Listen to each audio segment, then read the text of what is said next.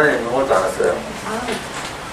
조금 늦게라도 힘들어요. 조금 늦게라도 어머니 안 그건 왔어요? 일이 있어가지고 아직 계시고요. 오늘은 안 받아드려요.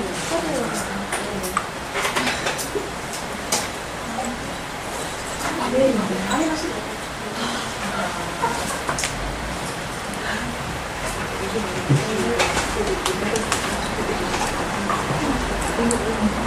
아니,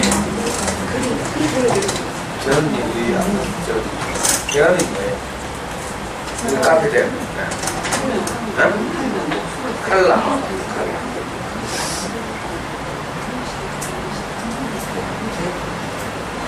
카카오 스토리에는 그 수 다음에 네모 그게 있는데 그걸 깨진 거죠. 네? 글씨 깨진 거죠. 수 다음 네모 그게 있는데 여기다가 아무도 못 알아보고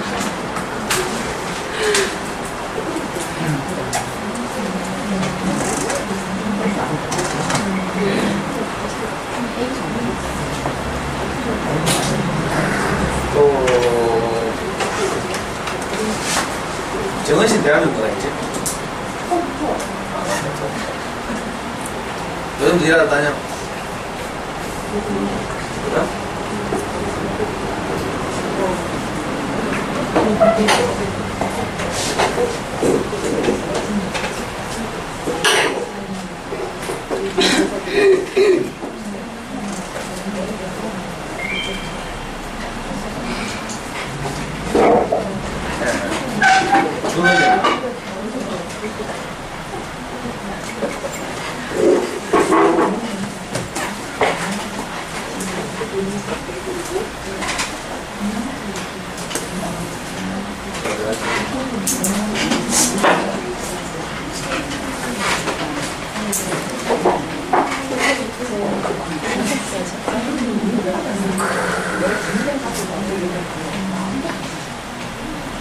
전원이 엄마. 네. 수요일 아침에 우리 동네 횡단보도 앞에서 네. 옆에서 있던 아줌마 그 대한민국이지? 수요일 날요? 수요일 날 오후 1시경 아, 은지 어, 동굴만요? 네, 은지시네. 아, 동굴만. 둘이 횡단보도 앞에서 있대. 헤어지려고 이제 파이팅 하려고 서 있었어요. 아는 척 하시죠, 선생님? 어디 지나가면서 미쳐. 종합복지가 강의하러 가는 길에 커브 신호 받아서 좌회전 왔다 갔다. 또, 저 창가에 앉으신 분, 대한민국에 있어요. 희창만이요. 우리 카페 들어있어요? 아니요. 안 들어있고. 네. 언제부터 왔어요? 작년에 좀 보다가 안 다시 오다가? 네, 계속 안 오다가. 입장. 여기 처음 뵙는다. 어떻게 누구 소개했어요? 아니, 써주려면 발이 되게 넓은가 봐. 손을 쳐도.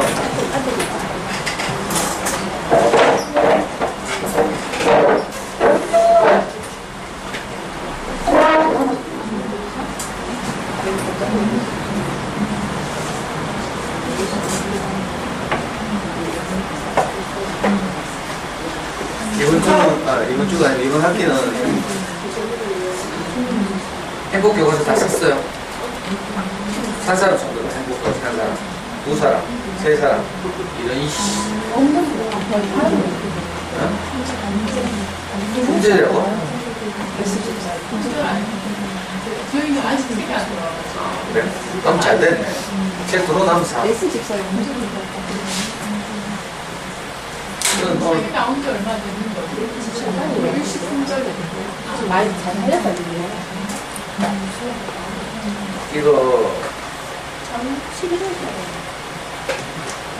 중학생들한테 보급해가지고 수업을 실제로 하거든요. 영국에서 뭐 얼마나 10,000명 정도 이 수업을 받고 있다고 해요. 교육감 바뀌면 어떻게 될지 모르지만 일단 서울시 교육감 이 책의 저자 중에 한 사람이고 우리나라 긍정심리학계 대부 같은 분이니까 이게 중학생용 교과서거든요. 근데 앞으로 이제 뭐 대학생용, 성인용까지 계속 만든다고 하니까 우선 이게 첫 작업이라서 그리고 또 중학생이나 우리나 뭐 행복에 관해서는 수준이 비슷해요. 하거나 오히려 때가 묻어가지고 그 잘 될지 모르지만 이제 해보자고요. 이 교과서의 문제가 모두 10챕터로 되어 있죠. 10챕터. 첫 번째 챕터가 이제 오늘 주제인 행복이란 무엇인가에 대해서 이제 일반적인 개념을 잡고 그리고 나머지 9챕터는 이제 구체적으로 어떻게 하면 우리가 실제로 행복을 확보할까, 누릴까 이런 이제 문제를 한 주제씩 이렇게 다루고 있습니다. 제가 볼 때 물론 이 책의 근본적인 한계도 있고 하지만 일단 우리 수준에서 지금 이제 그 종교적인 측면을 떠나면 학문적으로 행복이 무엇인지에 관한 연구 성과가 사실은 최신 동향까지 다 반영되어 있는 책이거든요. 대상이 중학생일 뿐이지 좀 쉽게 쓰여졌을 뿐이지 사실은 미국에서 지금 프로이트 이래로 가장 떠오르는 그 심리학자 마틴 셀리그만이라는 긍정심리학의 창시자라고 해요. 지난주에도 잠깐 말씀드렸지만 지금까지 심리학이 인간 내면에 있는 부정적인 요소, 우울, 상처 뭐 이런 것들 있잖아요. 그런 것들에 주목해서 이제 이렇게 연구를 해왔죠. 임상실험도 하고 오랫동안 심리학이 그렇게 주목해왔는데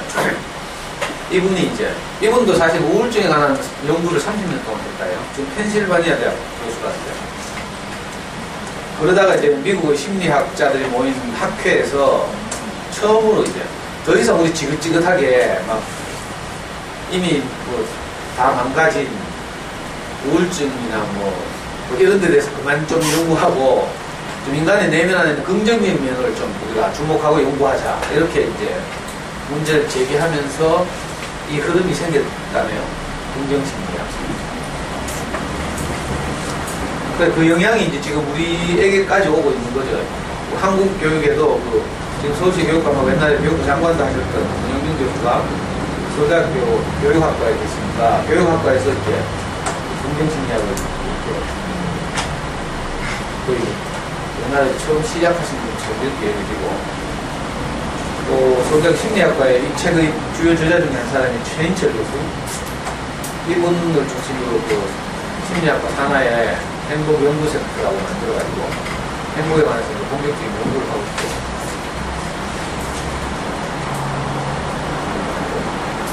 그래서 진짜 이렇게 하면 긍정심리학의 견해대로 따라가면 행복해지는지 우리가 실험을 한 거예요. 한 학기 동안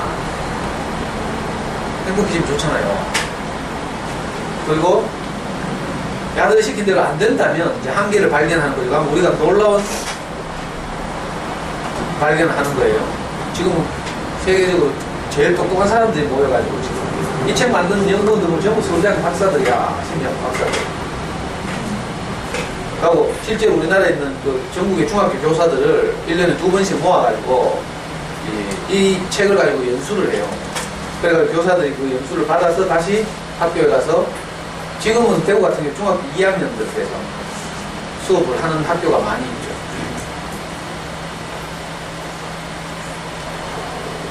행복이라는 것이 뭔 것 같아요?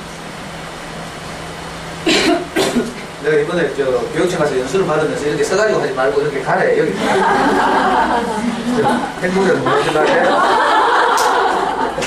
이렇게 교수들은 막 이렇게 학생들 돌아다니면서 막 TV 같은 데 보면 그렇게 하죠. 나도 이제 그렇게 해야 되는데 그러면 당황하잖아. 우리 사랑한다 말하기 무슨 신경의 변화가 있나 머리가 왜 짧게 잘랐어.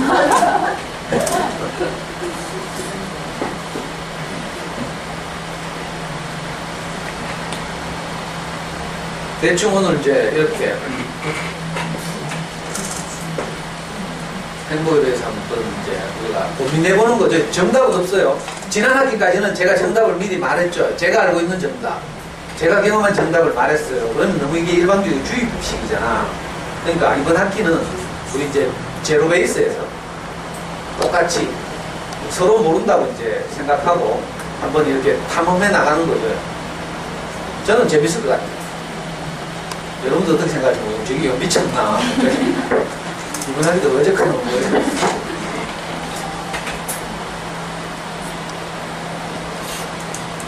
모두 10챕터 되어 있다고 했습니다. 저는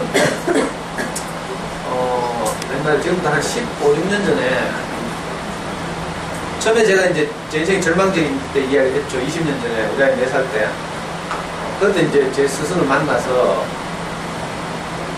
이제 교회를 다니면서 살게 됐죠. 저로서는 이제 진짜 개념이 없던 일인데 그때 우리 가족을 이제 교회 안에서 이제 그 돌보던 대모 같은 누나가 있었어요. 이분이 우리 목사님 그때 대명구동에 사셨는데 대명구동 우리 목사님 바로 앞집에 소방도로 하나 두고 앞집이 그냥 일반 단독주택이었는데 걸고 3층짜리 다세대트 지었어. 그 3층에 주인이 살고 1층에 2집, 2층에 2집 살도록 이렇게 집을 개조한 거죠. 그러니까 보통 다세주택을 3층에 2집씩 살고 그랬으니까 굉장히 집이 좁잖아요. 방이 2칸이고 거실 없고 방과 방 사이에 조그만 주방 있고 이런 이제 규모의 집이었는데 그때 전세 2,300만 원. 그 우리를 보모처럼 돌보던 누나가 그 집 아들도 우리 명혁이하고 동갑이거든요. 걔하고 이제 같이 키우자고 같이 살자고 제안한 거예요. 목사님 집 바로 앞이고 그때 당시 우리 교회 유행어 중에 하나가 행복의 크기는 목사님 집과의 거리에 비례한다. 반비례한다. 뭐 이런 공식이 있었어. 그리고 목사님 집 바로 앞이니까 거기만 가면 이제 맨날 그 좋아하는 목사님 보고 막 이렇게 살 수 있잖아요. 특히 그 집 가면 제가 산을 그 문만 열면 목사님 집 바로 보였거든. 대문이 보여서 내가 창문으로 항상 대문을 감시하고 있다가 누가 들어가면 내가 따라 들어가는 거야. 좀 내려가가지고. 내 혼자 들어가면 좀 멋쩍고 막 부끄럽고 이래가지고 그 집에서 몇 년을 살았어요. 처음 이제 우리 스승을 만나고 나서 명희가 초등학교 1학년 때까지 한 3년인가를 그 집에 살았죠. 형편이 안 되는데 저는 그때 노름에서 다 망하고 이랬다 했죠. 그 누나가 이제 모자라는 전세금을 자기가 빌려주겠대. 그래서 성경에는 이자 받고 빌려주지 말겠더라. 그래서 누나 이자 받더라. 그래도 뭐 이자 받아도 우리 얼마나 고마워요. 같이 살자 하고 우리 돌보고 싶어 하고 또 바로 목사님 집 바로 앞이고. 그때 진짜 내가 거기서 행복하게 살았거든요. 저는 이제 제 인생 실패하고 부끄럽고 이래가지고 목사님 집에 떳떳하게 이렇게 놀러 가기에는 그때 너무 이제 약하고 자존감이 부족하고 이랬는데 아랍집에 살다 보니까 우리 아까 말한 대로 창문 딱 열어보고 있다가 이제 아침쯤 되면 이제 애들 학교 보낸 누나들이 이제 목사님만 놀러 오는 거예요. 그래서 막 사람들 들어오면 그 내가 쪼르륵 슬퍼 신고 쫓아가고 이랬어요. 그래가지고 거기 하루 종일 놀다가 다시 오고 그러다 보면 이제 목사님 손님들 오죠. 어떤 사람들이 와가지고 목사님한테 진지한 질문들을 하는 거야. 기독교인들은 성경적인 질문, 부활이 무엇입니까? 이러던가 천국이 뭐 어디 있습니까? 이런 거. 또 기독교인이 아닌 사람들은 뭐 인생을 어떻게 살아야 되는가 이런 질문들을 하죠. 거기에 대해서 목사님이 늘 저녁마다 사랑방처럼 거기서 막 많은 형제들이 둘러서 있고 질문자가 질문하고 이런데 거기 막 진짜 자기 그 정성을 다해서 대답하는 그런 이야기를 쭉 들으면서 제가 몇 년을 보냈죠. 나중에 지나서 생각하니까 그때 내가 마치 모유를 먹은 것 같은 거야. 아이가 갓 태어나가지고 모유를 먹는 것처럼 그렇게 저는 차마 질문할 수준도 안 되고 질문할 자격도 없고 너무 부끄럽고 이랬으니까 누가 뭐라고 그런 건 아니지만 제 스스로 그렇게 느꼈어요. 근데 그때 어떤 사람들이 와서 주말마다 또 그 당시에 지금은 이제 그 중령인가 돼 있는데 그 당시 육군학교 4학년짜리 학생이 자기 사촌 누나를 따라서 우리 교회를 알게 되더라. 이 친구는 원래 그 기독교회 개신교회 가장 진보적인 교파라고 하는 브레드러 처치하고 형제회교회라고 있어요. 모두 다 형제라는 거지, 이제 성경에 있다 그래서. 뭐 목사제도, 뭐 이런 제도 없이. 그런 이제 진보적인 교회 다니던 이 친구가 육사 4학년 때 사진 문화를 따라서 이제 공부해, 질문하는 거예요. 그래가지고 얘가 막 대학 4학년에 얼마나 막 해요. 들으면 육사생이니까 정말 씩씩하게 질문하고 뭐든지 막, 아, 목사님 거기에 대해서 막 그 한 영혼을 얻기 위해서 막 진짜 온 막 마음을 다해가지고 금이 오기야 막 물면 날아가시라 주이면 꺼질세라 막 이렇게 정말 정성을 다해서 대답하고 이렇게. 제가 거기서 이렇게 그 엄마 젖을 먹듯이 아기가 이렇게 자랐거든요. 그러던 중에 목사님 집을 팔아주고 대명 10동으로 이사를 합니다. 대명 9동에서. 그러니까 대명 10동에서 대명 9동으로. 그러니까 갑자기 몇 년 동안 진짜 이 꿈같은 신혼 큰 인문을 보냈는데 갑자기 이사를 갔는데 대명 10동으로. 근데 집을 사겠다는 사람이 아주 잘 쳐줘가지고 산다고 해가지고 목사님 과감하게 팔고 대명 10동 지금 미국 무대에 있는 쪽. 그러니까 그 대명 9동에 10동에 살던 우리 형제들이 목사님 집 주변에 살던 사람들 또 하나 둘씩 이사해가지고 다 대명 9동으로. 아이고 그래 우리는 뭐 저는 형편이 안 되니까 그냥 놀러 살고 있었죠. 근데 또 우리 명혁이하고 같은 학년의 아이를 키우는 또 다른 누나가 지금으로 말하면 뭐 효성유치원 앞에 골목 안에 그 무슨 유명한 딸의 꿈? 그 앞산 밑에 남부도성 건너편에 카페촌 생기잖아요. 그 내려가자마자 오른쪽에 도로가 나 있고 그 순영은 있죠. 순영 거기 유치원이거든. 요한 바오로 어린이집인가? 효성 유치원 이거 하자. 거기 골목을 쏙 들어가면 옛날에 딸의 꿈이라는 유명한 피자집 있었다니까. 지금 문 닫고 있구나. 그 바로 앞집에 또 똑같은 한 층에 두 집이 살도록 돼 있는 그런 집이 또 났대. 이번에는 방이 3칸이야. 전세금은 3,500만 원. 거실도 조그맣게 있고. 근데 그 다른 또 누나가 이제 우리 아이하고 자기 아이를 같이 키우고 싶은 거라. 그래가지고 또 저한테 제안을 했어요. 그래가지고 도로로 이사를 가게 됐지. 이 누나한테 대신 때리고. 같이 살던 옆집 살던 누나한테 대신 때리고. 근데 2,300만 원 주고 살다가 이제 이쪽에 가니까 3,500만 원이잖아. 또 돈이 없잖아. 이번에 이 누나는 무이자로 드리고. 그래가지고 가서 이제 살고 우리 아이는 남명초등학교로 1학년 말에 전학 가고 이랬거든요. 왜 그러는가 하면 그때 살았던 집이 방 2칸에 주방도 없고 아주 열악한 집이거든요. 근데 이사를 가야 되잖아? 이사를 가려면 어떻게 해야 돼? 집을 내놔야 되죠. 그 조그만 집 이런 거는 뭐 부동산에 내놓고 이럴 게 아니야. 전봇대에다 갖다 붙여야지. 그때 저 안에서 어떤 마음이 생겼는지 전봇대에다 이제 집 내놓는다고 써붙일 때 방 2칸 뭐 조그만 주방 뭐 이렇게 쓰잖아요. 써가지고 프린트를 할 때 제일 위에다가 내가 방 2칸 뭐 이런 걸 전화번호 이런 걸 먼저 쓰는 게 아니라 제일 위에 제목 이렇게 행복이 가득한 집. 그 당시 이사철도 아니고요. 우리가 예상하기로 집 빨리 나가야 되는데 나가기 참 어렵겠다 이렇게 생각했거든.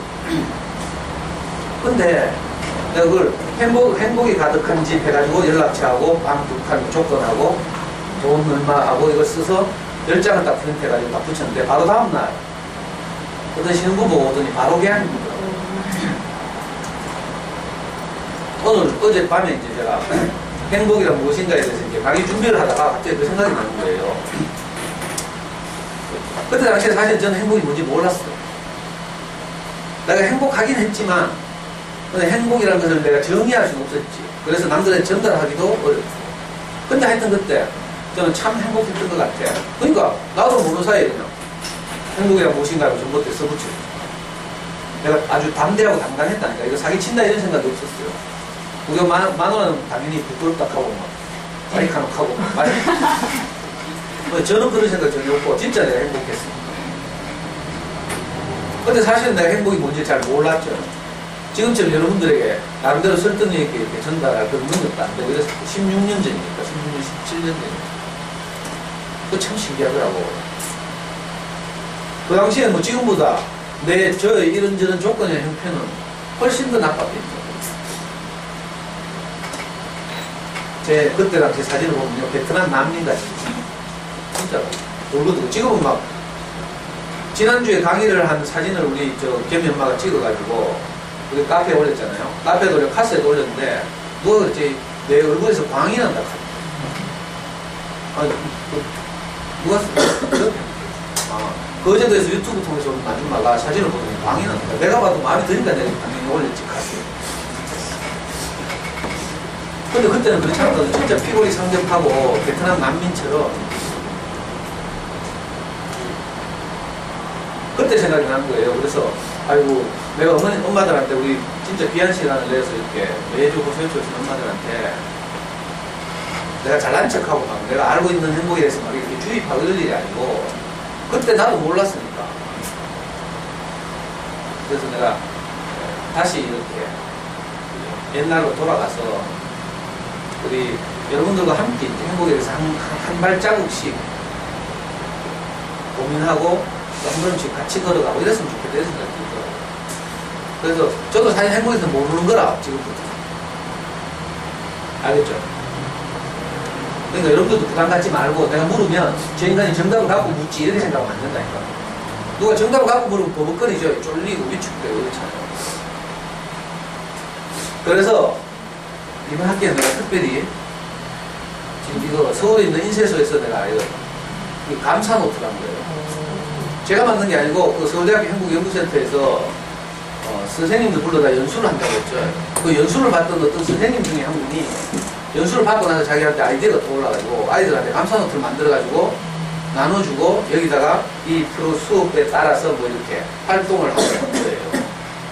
근데 이게 너무 아이디어가 좋아가지고 다른 학교에서도 다 이거를 하냐. 저도 인쇄소에 이메일 보내가지고 50분 줍니다. 그래가지고 오늘 첫 수업부터 어? 자, 여기다가 자기를 드러낼 수 있는 어떤 것도 적으면 안 돼요. 이름이나 전화번호나 무슨 말인지 알겠어요? 내가 다시 거둘 거라. 그래. 아니, 자기가 드러나고 이러면 자기 생각이 이렇게 부끄럽잖아. 드러나고 이러면. 그러니까 서로 부담을 가지지 않고 이제 한번 생각을 나누고 해야 되니까 오늘은 많은 감정 첫 페이지에다가 이걸 한번 적어보는 거라. 내가 언제 가장 행복했는가? 아니면 행복한 일이 없었다.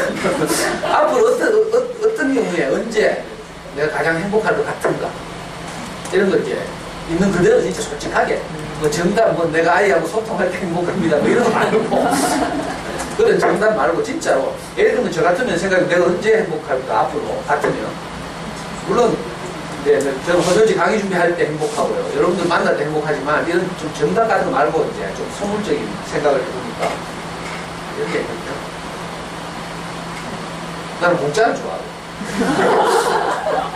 그러니까 명절 때 누가 우리 집에 선물 갖다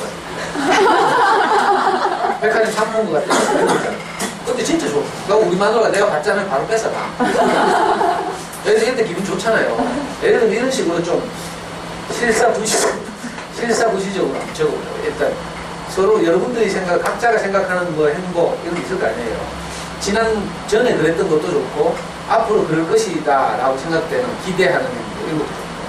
자, 가능하면 뭐 다양하게 적으면 좋고 적 없어도 최소한 한 가지는 적어야 돼요. 그리고 절대로 자기를 나타내는 표시를 하면 안 돼. 왜냐면 거두어서 이렇게 읽을 거니까. 어떤 경우에 수업에 필요하면 읽거나 아니면 다음 주에는 이걸 노트를 또 무작위로 나눠줄 거거든. 그럼 다른 사람은 어떻게 생각하는지 내가 알 수 있는 거라. 좋죠? 그렇게 해서 쭉 우리가 한 학기 동안 작업하다 보면 어떤 일이 벌어질지 우리가 기대하는 거. 지금 내 사제 틀어가지고 지금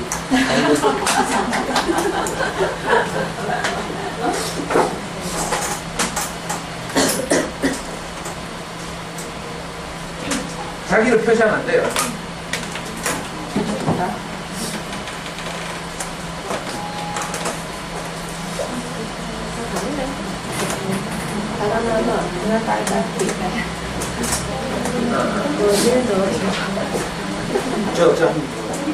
자, 책방 선생님들 해봐요. 예외 어떻게 다 해? 최소 한 가지 이상씩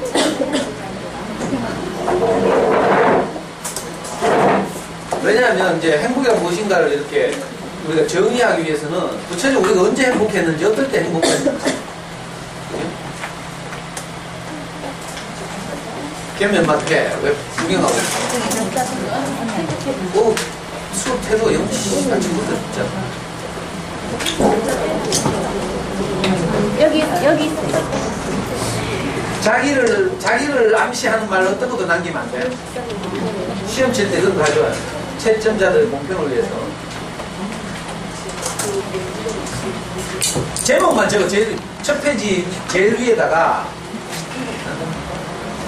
뭐 내가 행복할 때라든지 뭐 이렇게 제목을 적고. 왜냐하면 다른 수업과 구분하기 위해서. 네, 날짜 적고. 오늘 며칠이지? 9월 13일. 타이틀은 내가 행복할 때 또는 내가 행복했을 때.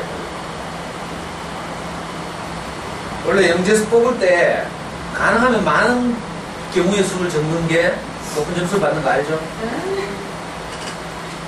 영재선발 시험 지금 그렇게 한다니까? 다양한 대답을 적는 게 높은 점수를 받아요. 그러니까 부담 갖지 말고 최소한 한 가지라도.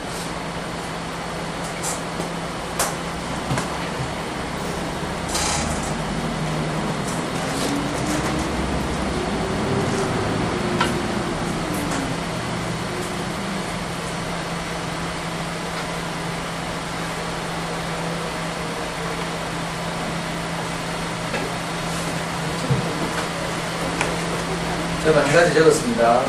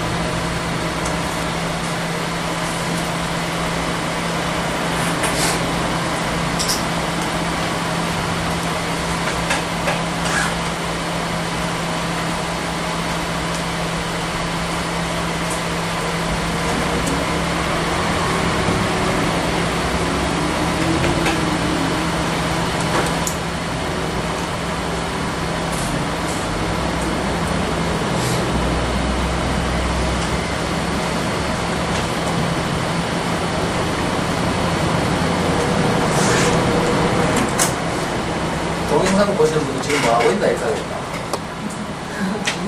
그러니까 이런 작업을 진행할 때는 뭐 음악을 흘려보낸다는 얘기. 이런 거좀 해. 다 적었어요? 아직 덜 적으신 분? 최소한 한 가지 이상은 적입니다. 저는 4가지 적었어요. 자기를 나타내는 건 가능하면 이름 같은 거 쓰지 말고 서로 부담 안 되게. 자,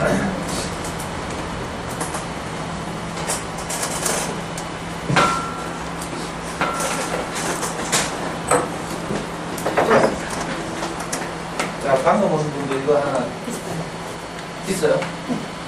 똑같은 거 두 분이 같이 쓰면 안 되는데? 네, 저기 있어요. 아, 그래요?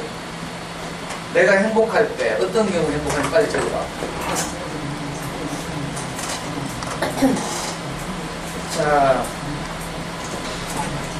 이걸 우리가 반장을 하고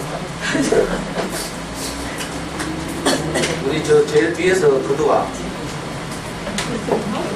낯선 사람이 막 섞으면서 거두와 표시 안 나요.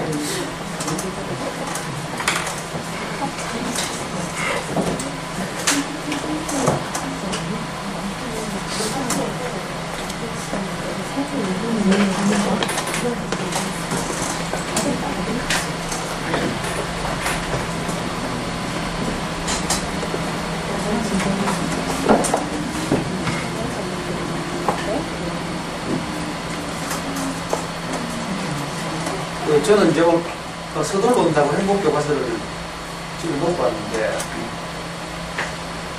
행복교과서를 이제 딱 펼치면 첫 단원이 행복이란 무엇인가죠. 그게 처음 나오는 이야기가 이 이야기예요. 물론 그 교과서에는 이 사진이 그림이 없습니다. 제가 인터넷에서 구해보는데, 미다스 터치라고 그러죠. 그리스 신화에 나오는 미다스의 손 들어봤죠?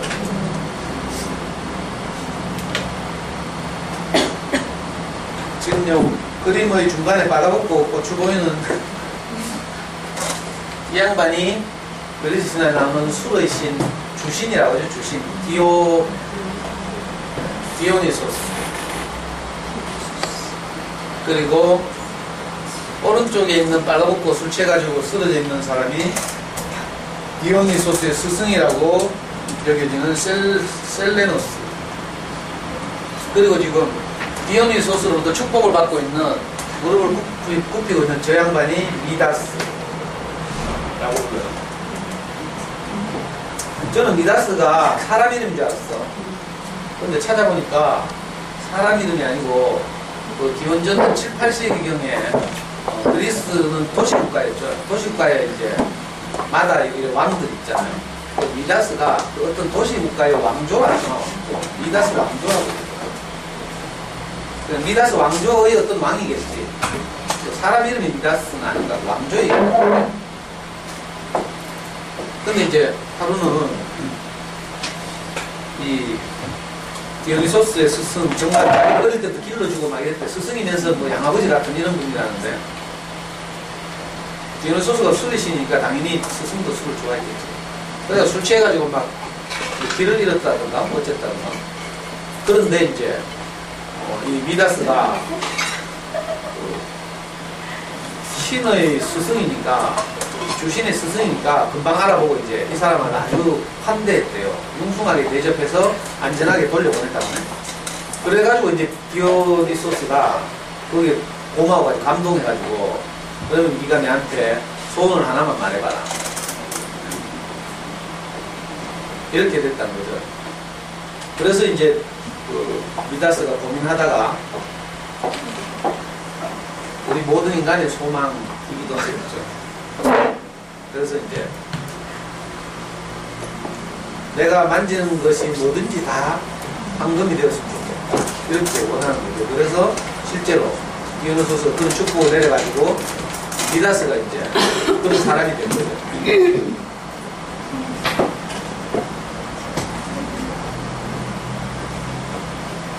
안 쓴 사람 없죠?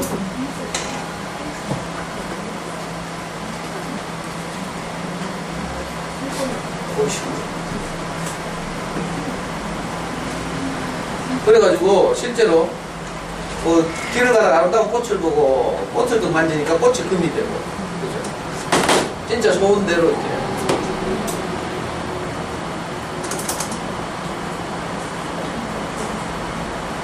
이 어른이니까 이제 숙제 다 오고 만드는데, 자, 어른이니까 여기 금, 재물 이런 거 생각했죠. 우리 아이들 같은 뭐 하겠어요? 만지는 것마다 다 딱지, 모든 건 창이니까. 여러분도 그런 생각 없어요? 나는 옛날에 전부 만지는 것마다 다 과자가 됐을 때. 근데 실제로 내 그 잠순에 영어 하면서 우리 명이 키워보니까 로알드 달의 찰리와 초콜릿 공장. 와, 보니까 진짜 창의적인데 애들이 다 꿈꾸는 거죠. 물론 우리나라 애들은 초콜릿 잘 모르니까 뭐 과자 이렇게 대체하는 거겠지만 진짜 창의적이더라고요. 아이들 마음속 깊이 있는 그 욕구, 갈망 이런 것도 잘 끄집어내가지고 그 초콜릿 공장 가보면 막 전부 초콜릿으로 돼 있잖아. 무늬바 그런 것도 초콜릿이고. 우리 아이들 그거 진짜 재밌게 보는 거거든요. 근데 이제 미다스는 속물인가봐, 어른이니까 우리가 다 그렇게 생각하는 것처럼 손으로 만지는 것마다 다 황금이 되겠죠. 배고파가지고 빵 먹으러 갔는데 빵이 황금이 되어버렸어요. 그걸 못 먹게 된 거죠.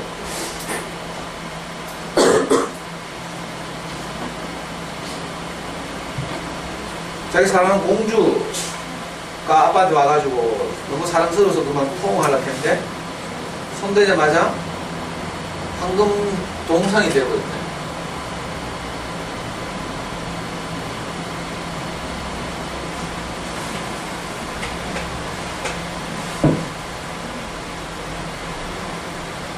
그래서야 이제 이 미다스가 뭘 이제 깨닫는 거죠.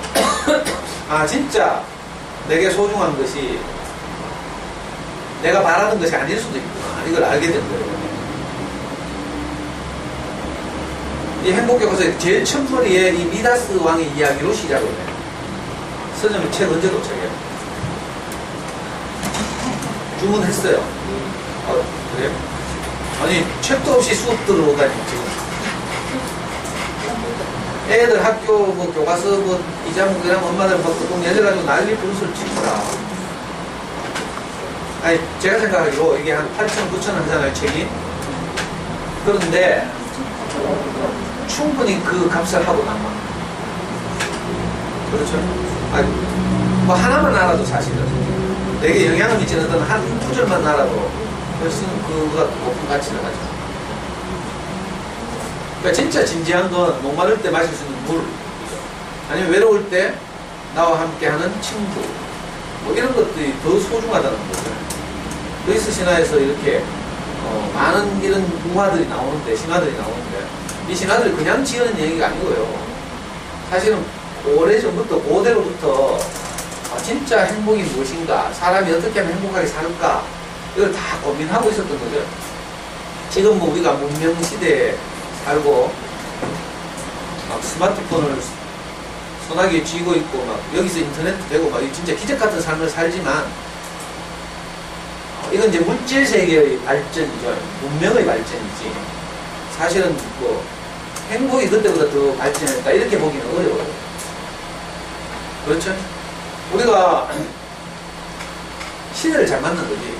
물질 문명이 발달한 시기에 살기 때문에 지금 저같이 뭐 그냥 평범한 아저씨도 구두 신고 다니고 가죽 구두 신고 다니고 랜드로 근데 조선시대는 아주 뛰어난 사람들도 이런 신발 못 신었다니까. 그죠? 정성판서도 막 그 투박한 사극에 보면 나오죠. 제대로 그거 신고는 뛰지도 못하는 막 이런 신발 신고 막 살았고, 보통 사람들은 진신 신고 살고 이랬잖아요. 저는 이 미다스 이야기를 들으면서 영감이 딱 떠오르죠. 아, 내가 원하는 것이 꼭 행복한 것만은 아닐 수도 있겠구나. 우리는 다 내가 원하는 대로 살고 싶었죠. 여러분들 안 그래요? 내 맘대로 막 되면 행복할 것 같았잖아요. 내 맘대로. 그래요, 그래요. 저도 내 맘대로 되기를 원했다니까. 길 가다가 제일 이쁜 아가씨 만나면 텔레파시를 쫙 보내면 저 아가씨가 뒤로 탁 떨어져가지고 내한테 데이트 신청을 하고. 얼마나 좋겠어요. 내가 막 그거 쫓아가면서 막 꼬실, 그러고 뭐 호박당하고 막 발로 차이고 뭐 이런 과정을 안 겪어도 되고. 여러분도 아무 그랬을 거야. 이게 내 맘대로 되려고 하는 것, 이게 행복인 줄 알았어. 그래서 우리가 뭐 너무 멀리까지 안 가고 그냥 가족들과 함께 살면서도 아이를 내가 원하는 대로 되게 하고 싶었어요. 제가 그랬죠. 뭐 여러분들도 그렇겠지만 저는 대표적으로 명희를 내가 원하는 대로 되게 하려고 그렇게 키우다가, 근데 신기하게도 내가 원하는 대로 하려고 하니까 이상하게 힘이 들죠. 부딪히고. 왜? 절말을 뜯어 고쳐야 되니까. 상대를 항상 뜯어 고쳐야 돼. 내가 원하는 대로 하려고. 근데 우리가 여기 다 함정에 빠지는 거죠. 내가 원하는 대로 되는 거. 이 함정에 빠지는 거예요. 이걸 일반화시켜서 이제 말하는 것이 원하는 대로 된다. 누가 지멋대로 원하는 대로 하겠어요? 세상에 있는 모든 존재 가운데서 지가 지 마음대로 할 수 있는 존재가 있다면 그게 누구겠어요? 그래서 봐봐. 남방도 오랜만에 왔는데 한마디 해봐. 신이죠, 신. 하나님처럼 되고 싶은 거예요. 그러니까 내가 집구석에서 둘에다가 남편 하나 두고 4명 중에 내가 내 맘대로 하고 싶잖아. 그렇죠? 근데 그 4명에게만 내가 내 맘대로 하고 싶은 게 아니야, 사실은. 나가면 옆집 옆에 내한테도 내가 내 맘대로 하고 싶고. 그죠? 이걸 점점 확장하면 우리 아파트 전체에 대해서 내가 내 맘대로 하고 싶다. 맨날 엘리베이터 보면 입주자 대표회의 한다고 붙여놓은 거 있잖아요. 구입주자하고 구입주자 대표회의 의장단하고 신입주자 대표회의 의장단 맨날 싸우고 막. 그래가지고 뭐 일이 제대로 안 돼. 이지라카 그거 편리한 거 있잖아. 택배 오면 맨날 내한테 전화 오고 안 해도 이지라카에 딱딱 넣어놓고 가면 되거든. 그 무료 서비스 기간을 2년인가 했지. 그러고 나서 이놈의 입주자 대표회의들이 정신 못 차리고 저렇게 싸운다고. 그거 이지라카 계약을 해지했네. 지금 설치되어 있는 그대로 있지, 상자. 그 상자 있으니까 돈만 주면 이지라카 쓸 수 있잖아. 근데 지금 이지라카 그 애물단이 지금 끊어있다. 나는 진짜 우리 아파트 이사 오고 나서 제일 좋던데, 이지라카 있으니까. 택배 아저씨 막 밤중에 9시, 10시 내가 초인종 누르면 얼마나 불안해요. 갑자기 어떤 분 누구 싶어가지고. 근데 이제 딱 넣어놓고 가면 내가 편리한 시간에 뭐 운동 갔다 오다가 딱 가져오고 참 좋은데. 그러니까 확 내가 입주자 대표에 출마해가지고 전부 손보고 있잖아요. 우리 아파트를 확 진짜 막 살기 좋은 행복 아파트를 막 확 바꾸고 싶어. 생각이 붓길같이. 그러면 또 옛날 운동권 하듯이 막 싸우고 그래야 그러니까 살다 보니 막 다 손봐주고 싶고 막 내 맘대로 하고 싶고 막 이렇다니까. 우리 식구한테는 그렇지 싶지만 사실은 내가 가능하다면 나가면 이제 나가는 데마다 다 손봐주고 싶죠. 어제는 그 지면동 심화원 성형문 모임 마치고 지면동에 어떤 아줌마가 맛집을 하나 발견했다고 맛있는 데 가자는 거야. 그래 뭐 팔공산 저 사계사 뭐저 갔어.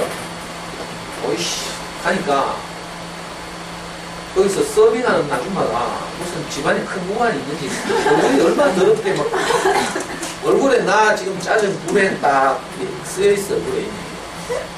그래가지고 뭐 주문을 시킨 거라. 그래 내가 목살 돼지고기 목살을 먹고 싶다 했거든. 근데 이 아줌마는 자꾸 오리하고요 뭐 하면서 오리를 자꾸 집어넣으란 메뉴에 오리 좀 하시고 뭐 목살 하든지 삼겹살 하든지 니 알아서 하라 이거지. 그래 내가 다시 저는 목살 먹을게 했거든. 근데 또 오리하면서 하니까 또 우리 같은 일행들이 우리 오리도 먹을까요? 막 회의하게 됐잖아. 그러니까 이 아줌마 식인이라면 확 갚는 거거든요. 주문 안 받고. 이걸 한 30차례 계속.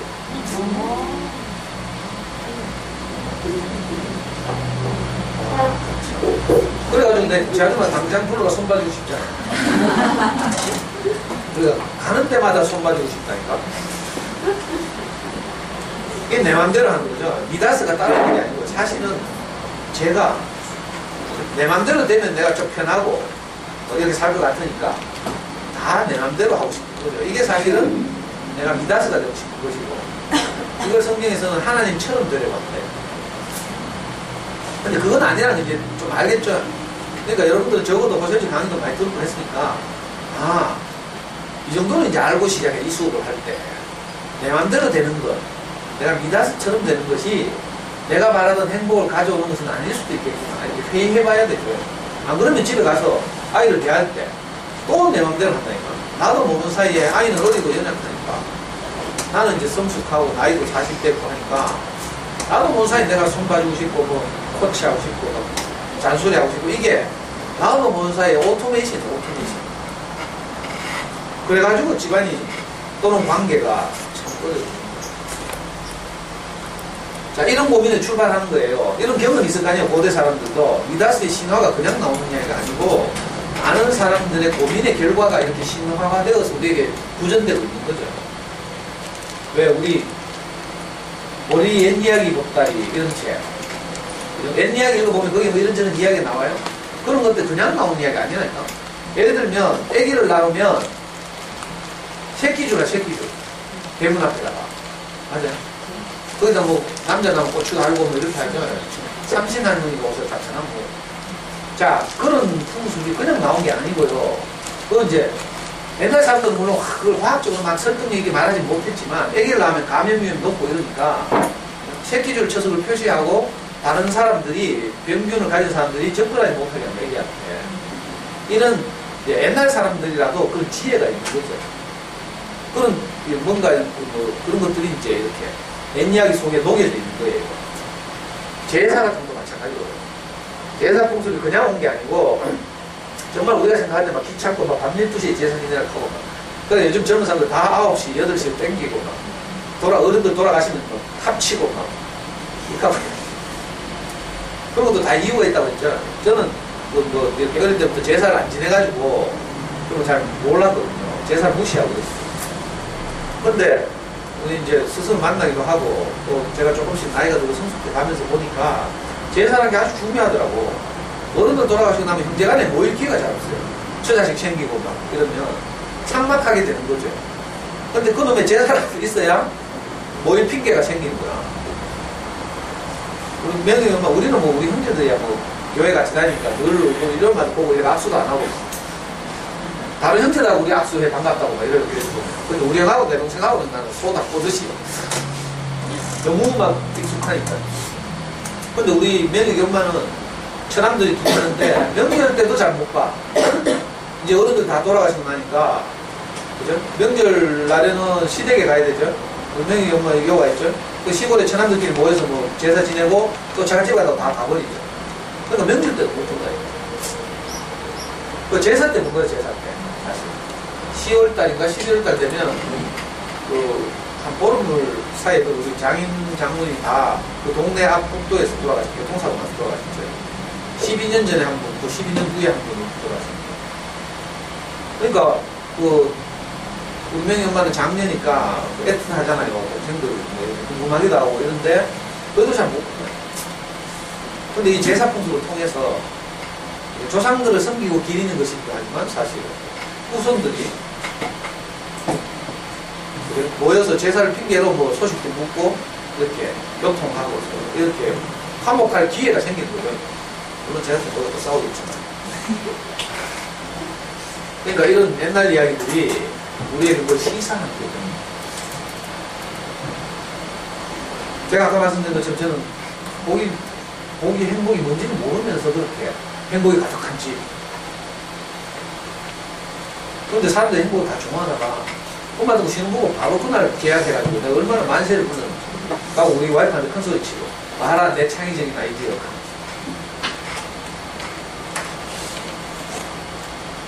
이건요 며칠 전에 발표된 최신 자료인데 유엔 산하기관에서 유엔의 그 의뢰로 세계 각국의 행복 순위를 조사한 보통 5년 전, 6년 전 자료에 따른 방글라데시, 뭐 부탄 이런 나라들이 등장했었는데 이번 연구에서는 1위가 이제 그 6개 조건이죠. 그 나라 여러 대표 국민들에게 물었어요. 6개 조건을 가지고 건강, 수명, 국민 총생산, 그 다음에 GDP 국민 총생산 맞아요? 모르잖아. 자, 삶의 의지, 그 다음에 자유, 그 다음에 관용 이 6가지 항목을 가지고 각 나라의 행복지수 조사했더니 이게 9월 5일날 뉴스에 봤어요. 9월 5일날 발표된 거야. 최신 자료야. 내가 항상 이렇게 여러분들에게 최신 소식을 전하려고 딱 조사했더니 이번에는 1위가 어느 나라게?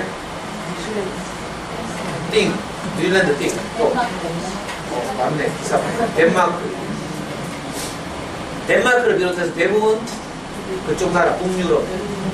이번에 좀 제대로 조사했어요. 근데 이 연구에 따르면 국민 소득이 연 $8,000 이상 되면 그 소득이 더 이상 행복에 영향을 미치지 않는다. 이런 조사를 우리나라 같은 $20,000죠. 그러니까 어느 일정 수준이 올라가면 더 이상 경제적인 문제가 행복에 결정적인 영향을 미치지 못한다. 이 말이죠. 자, 우리도 살아보면 좀 그럴 것 같죠. 어느 정도 먹고 살 수만 있으면 그 다음부터는 경제적 문제가 아니라 좀 다른 이제 요소들이 행복에 영향을 미친다. 이 말이에요. 정말 먹고 살기가 어려워서 막 하는 분들에게는 그 먹고 사는 문제를 해결하는 것도 굉장히 큰 문제라서 그것이 행복을 좌우할 수 있지만 우리나라 같은 경우는 특히 물론 아주 소외계층이 있긴 하지만 적어도 여기 오신 분들 보면 다 얼굴에 피부가 좋고 다 먹고 사는 데는 큰 지장이 없는 것 같아요. 그러니까 행복이 경제적 조건에 크게 영향을 받지 않는다. 이게 이번 조사의 한 결론이에요. 근데 이제 유엔에서는 이렇게 6가지 요소로 행복에 대해서 이렇게 생각했는데 옛날 사람들은요, 이거 아이패드 이거 진짜 많아요. 이 아이패드 이거 애플하고 마이크로소프트하고 이 호환이 안 돼. 그래서 제가 이거 PPT 작업을 PC로 하죠. 마이크로소프트에서 나온 파워포인트 작업을 하는데 작업에서 파일을 만들어서 여기 집어넣잖아요. 그럼 내 원하는 대로 구현이 안 돼. 글꼴도 내가 원하는 글꼴 안 되고, 사진도 이거 바탕에 하얀 거 이거 없앴거든 내가 잘라내게 해가지고. 근데 여기서는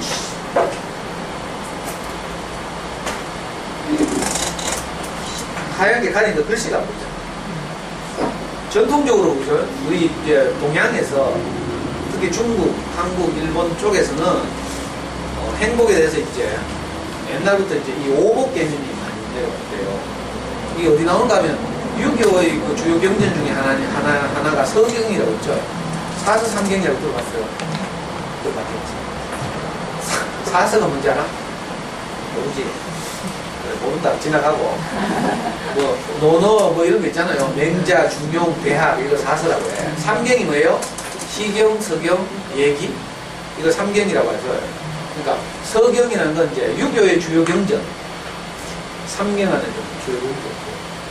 이게 그 서경이라는 이 경전이 언제 쓰여졌냐면 최소 기원전 한 7, 800년 전. 상고시대 쓰여졌대. 중국 상고시대라고 하는데 상고시대가 뭐 언제인지 모르잖아. 알아보니까 춘추전국시대 이전은 상고시대야. 춘추전국시대가 BC 3세기에서 BC 7, 8세기까지를 춘추전국시대라고 하거든요. 진나라 시황이 나타나서 천하를 통일할 때까지. 이게 이제 춘추전국시대인데 그 전시대를 상고시대라고 해요. 그러니까 오래된 거죠. 한 지금부터 약 3000년 전에 쓰여진 책인데 거기에 이제 나온 이야기예요.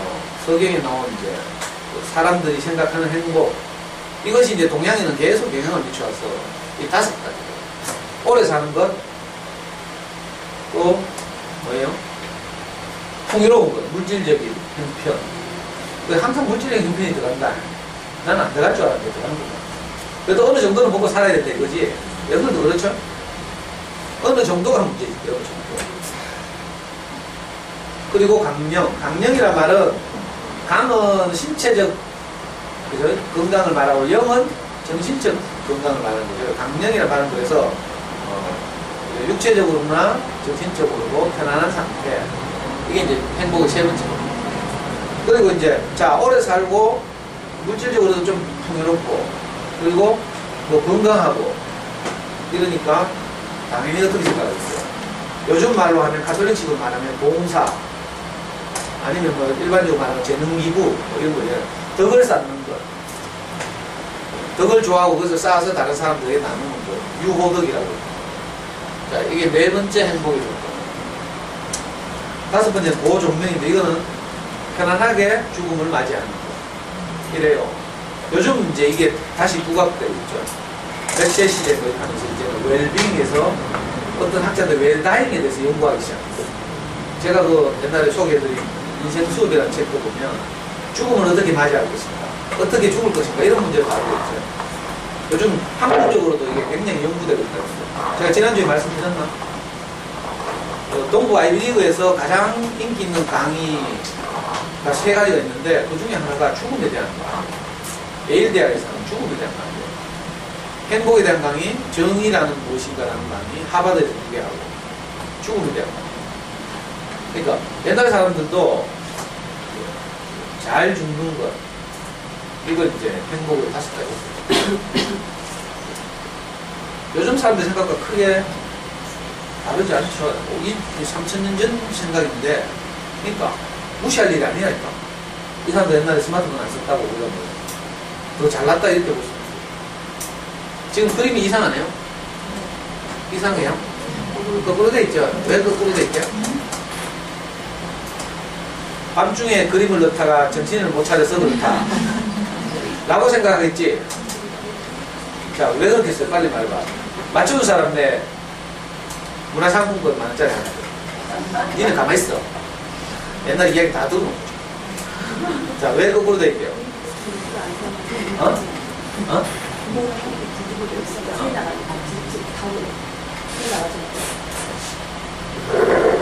그러구나. 제가 몇 년 전에 중국 성교를 갔다가 그때 중국의 춘절 직전이었어요. 중국의 설날이죠, 춘절이.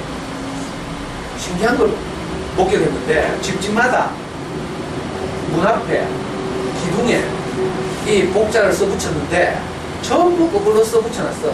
다 뒤집어놨어요. 너무 신기하죠. 그래서 나는 처음에 한 집을 봤을 때 뒤집혀져 있길래 실수한 줄 알았어.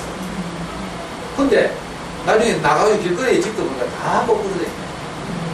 그래가지고 내가 물어봤더니 중국 사람들의 생각에는 복이 위에서 내려온다고 생각해요.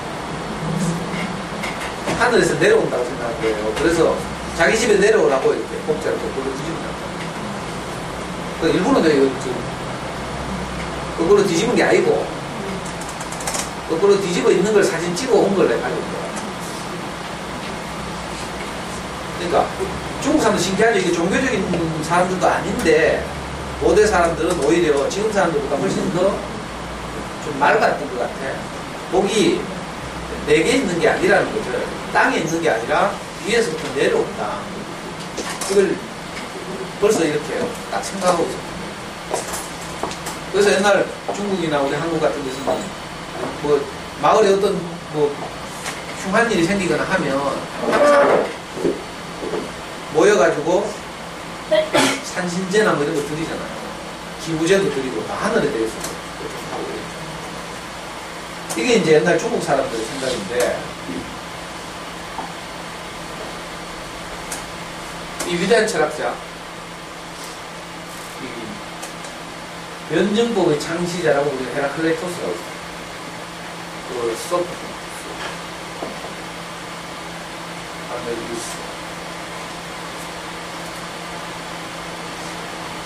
그 고대 그리스의 철학자 3명 있잖아. 플라톤, 아리스토텔레스, 소크라테스. 소크라테스가 제일 먼저가. 소크라테스, 플라톤, 아리스토텔레스. 이렇죠. 그 사람들보다 더 전시대 사람이에요.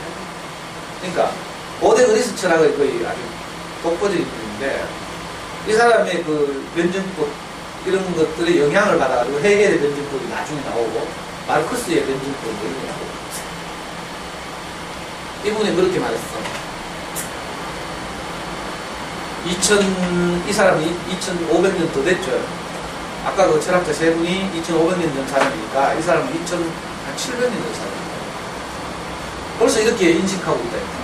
행복이 만약 육체를 즐겁게 하는 것이라면 우리는 완도콩을 먹이를 갖고 있는 황소가 행복하다고 말해야 되겠어.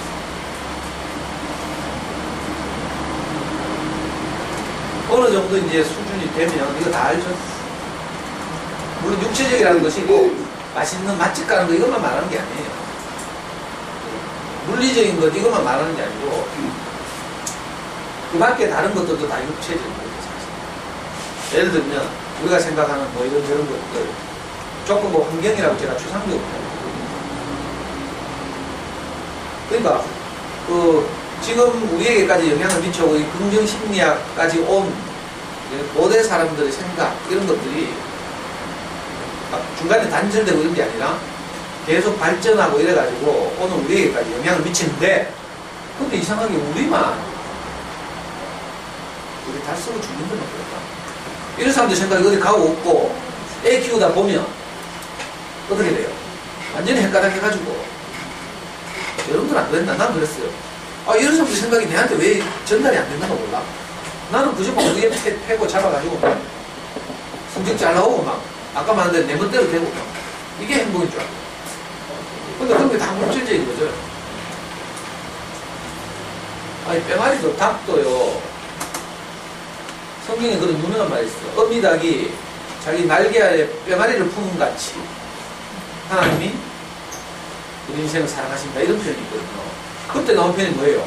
아니 어미닭이 자기 날개 아래 뺑아리를 품은 같이 이렇게 말한다. 왜? 부화하면 닭 날개 아래로 뼈다리를 모아가지고 막 이렇게. 그러니까 닭도 그거 한다니까, 닭도. 우리는 막 내 엄마들하고 심화반 해보면 제일 열받는 게 차 타고 가잖아요. 예를 들어 진면동에 심화반 나를 가는데 이제 거기 있는 사람만 보는 게 아니고 여기 있는 사람은 같이 차 타고 가요. 차 안에서 하는 이야기도 제일 짧은 거 듣는데 줘라. 맨날 저거 이야기야. 뒷자리 이쪽 앉은 아줌마가 자기 이야기 막 이야기해. 그러면 뒷자리 중간 앉은 아줌마가 딱 끊고 또 자기 이야기해. 또 막 한참 막 자기야 막 말을 하면 또 뒷자리 이쪽에 앉은 아줌마가 또 끊고 자기 이야기. 내가 자기 나도 말하면 좀 못했죠. 물론 소중한 아이들이지만 아이씨 모여있는 사람의 구성을 보고 지금 내가 자기 이야기 해야 되든지 지 이야기 해야 되든지 구분해야 되는데 근데 제일 신경질 난다니까. 나는 다키 하는 거지. 그게 알아. 물론 나도 우리 애 얘기 많이 하지만 그러니까 애기를 막 어떻게 하는 거 이것만 생각하면 뿅아리도 그렇게 하고 닭도 그렇게 하고요. 돼지는 어떻게 해요? 여러분들 돼지 키우고 봤어요. 돼지가 새끼 다산하지 다산. 나와가지고 돼지 자기 전 물리는 거 봤어. 나는 그렇게 봤어. 우리 아버지 돌아가시면 그 집이 이산동에 막 담이 멍석 이런 걸 하고 가만히 떼기도 담이 되어 있고 한쪽에 돼지 키웠어. 돼지고기. 돼지가 애기를 낳으니까 뭐 12마리가 넘었고 기억이 정확하지 않은데 하여튼 많이 나와가지고 젖꼭지 하나마다 애 하나씩 다 물리는 거야. 그래 쪽쪽쪽 빨고 있어요. 오늘은 그 생각이 나요. 근데 돼지 젖바른 이야기 한 번도 안 했죠. 10년 동안. 오늘 처음 생각난 거야. 어릴 때 기억이 되살아. 그러니까 돼지도 자기 애를 잘 키우려고 막 이렇게 한다는 거예요. 야따 헤라클로의 토스에 따르면 그 말이지 사실. 그것 아니고 또 뭐 다른 뭔가 없을까 이런 거죠. 이런 사람들 고민이에요. 이건 좀 그러니까 이 이제 헤라클레토스로부터 아리스토텔레스에 이르는 시기 동안 그 고대 그리스 철학이 굉장히 융성한 시기죠. 이때 대부분의 사람들이 대부분의 철학자들이 가졌던 이제 합의된 생각이 뭔가 하면 행복이라는 말을 그리스로 에우다이모니아라고 해요. 좀 어려운 말이죠. 에우라는 말은 좋은이라는 뜻이고 다이몬은 영혼이라는 뜻이에요. 이거 어디 시 같은 데서 봤나? 다이아몬의 소리를 들으라 뭐 이런 이야기 들어봤어요. 다이몬 하는 말 영혼, 좋은 영혼. 행복이란 좋은 영혼이다 이런 말이죠. 아까 헤라클레토스는 만두콩 먹는 어쩌고저쩌고 이야기했죠. 이게 물질적인 게 아니라 이 말이죠. 행복은 영혼이 좋은 상태다 이런 뜻인데 이걸 좀 더 구체적으로 말하면 이 사람들이 사람에게는 사람으로서의 어떤 의무가 있다고 생각해요. 그래서 사람에게 주어진 그 의무를 다 할 때 비로소 행복하다. 좋은 영혼의 상태가 그거래요. 사람은 분명히 고유의 어떤 역할이 있을 거야. 여러분 그런 고민 안 해봤어요? 내가 왜 살지 뭐 이런 고민 안 해봤어요? 고대 그리스 철학자들이 이런 고민을 했다니까. 그래서 내가 어떤 역할이 있죠 여러분들이. 자 가장 쉽게 생각할 수 있는 것이 이제 아이들에게는 우리가 엄마라는 역할, 또 남편에게는 아내라는 역할 이런 게 있잖아요. 우선 자 가정으로 범위를 좁혀서 생각해 봐도 그렇죠. 내가 남편의 아내로서 청소 잘하고 정성껏 음식을 준비하고 이래가지고 퇴근하는 남편을 화사한 얼굴로 맞이하면서 같이 식탁에 앉아가지고 식사를 하면서 오늘 있었던 아이들과의 좋은 이야기 나누고 그죠? 이렇게 되면 이제 아내 역할을 하는 거죠. 그리고 또 어두컴컴해지면 애들 빨리 재우고 잠옷 갈아입고 화장 야시시하게 해가지고 이런 건 좀 싫어하던가 말이에요. 심하면서 엄마들이 이렇게 이야기 쭉 들어보면 그건 다 싫어하더라. 남편이 뭐 어쩌고저쩌고 요구할 때 뭐 정말 죽겠어요 하고 다 이렇게 왜 이렇게 하지? 근데 결혼도 하는 거고. 하여튼 이 일련의 과정 프로세스를 통해서 내가 아내의 역할을 충실히 하는 거죠. 제대로 내 그 역할을 해내게 되면 거기서 느껴지는 어떤 느낌이 있을 거 아니에요. 그럼 내가 좋은 엄마인 거지. 행복한 아내인 거지. 행복한 아내. 근데 이게 잘 안 되죠. 근데 하여튼 그런 게 있대. 사람에게 고유의 주어지. 아, 진짜 저는 해보니까 그렇죠. 이거 제가 강의 때 많이 말했죠. 내가 아이와의 관계에서 내가 그 아빠로서 역할을 다 해낼 때 내게 느껴지는 어떤 느낌, 상태, 이게 있어요. 그게 나를 굉장히 충만하게 만들고 뭉클하게 만들죠. 우리 명희가 엊그제 저 엄마한테 춥다고 문자가 왔어. 아니, 제대하자마자 반 얻었다 했잖아요. 전역하는 날 올라가서 반을 얻었어. 7월 말에. 그리고 방 얻고 난 다음에 바로 여행 다니고 유럽 여행 갔다고 내가 복학을 받았어요. 그러니까 집에 거의 못 와보고 유럽 여행 간다고 뭐 10며칠 동안 긴장하고 이랬을 거 아니에요. 바로 지 자취방에 원룸에 돌아가가지고 거기서 학교 다녔죠. 근데 이제 여름 옷을 가지고 갔을 거 아니에요. 이불도 없고. 날씨가 갑자기 추워졌죠. 엄마 원래 좀 더위를 많이 타기 때문에 좀 버틸 수 있었는데 요즘 너무 추우니까 애가 그만 춥다 하면서 엄마한테 문자가 오더라. 그래가지고 엄마가 보일러 켜라 해가지고 보일러를 켰어. 근데 이미 보일러 켜기 전에 감기가 걸리니까 몸살을 났어. 아이고, 그래가지고 애가 불쌍해 죽겠는 거야. 그래가 막 명희 엄마가 막 이불 막 주섬 챙겨만 내보고 막 명령하고 출근했어. 택배로 이불 보내라. 그런데 내가 어제인가? 언제 보냈지 이불을? 어제 보냈나? 그저께 보냈나? 강의 가면서 막 부랴부랴 우리 동네 우체국 가가지고 막 한 보따리 이불 싸가지고 명희한테 보냈어요. 근데 이불을 막 싸고 내가 그걸 들고 가서 보내는 그 과정에서 내가 느껴지는 어떤 느낌이 있어. 내가 너무 기분이 좋더라니까. 우리 사랑하는 아들 추위에 떠는데 이불을 보냈잖아요.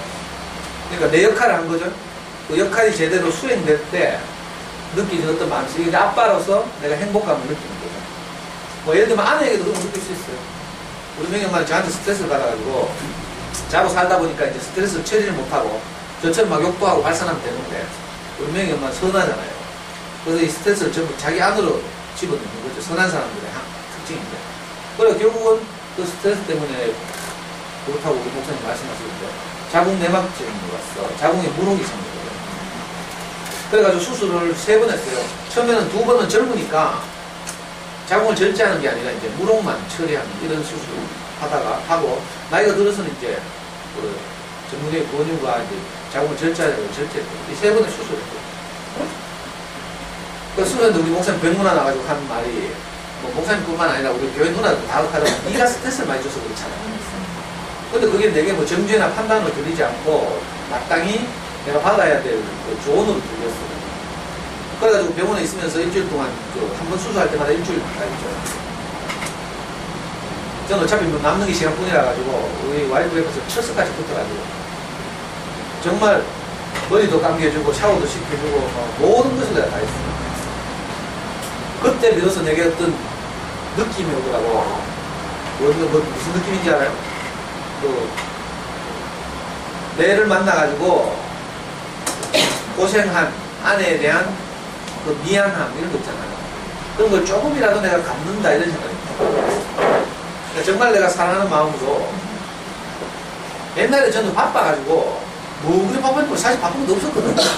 근데 우리 아빠가 연애할 때요 커피 마시자 하면 내가 커피 마시는데 그 10분은 못 앉아있다니까. 당구장에 가야 돼. 바빠가지고. 이상은 내가 여유가 없어서 항상 내 인생이 쫓겼다니까.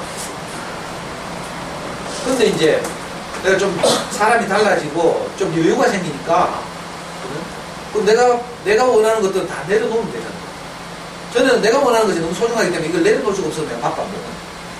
근데 이상하게 제가 그 34살 때 제 인생이 바뀐 이후로 이상하게 결정적인 순간에 나를 내려놓으면 돼요. 내가 아이한테도 그 아내한테 주고 있고. 그래가지고 아내가 입원했을 때 내 모든 스케줄, 사실 스케줄도 짜다 없지만 다 취소하고 병원에 딱 붙어가지고 일주일 내내 부축해가지고 데려 댕기고 뭐 발 씻기고 머리 감기고 우리 와이프 얼마나 좋아하는 사람.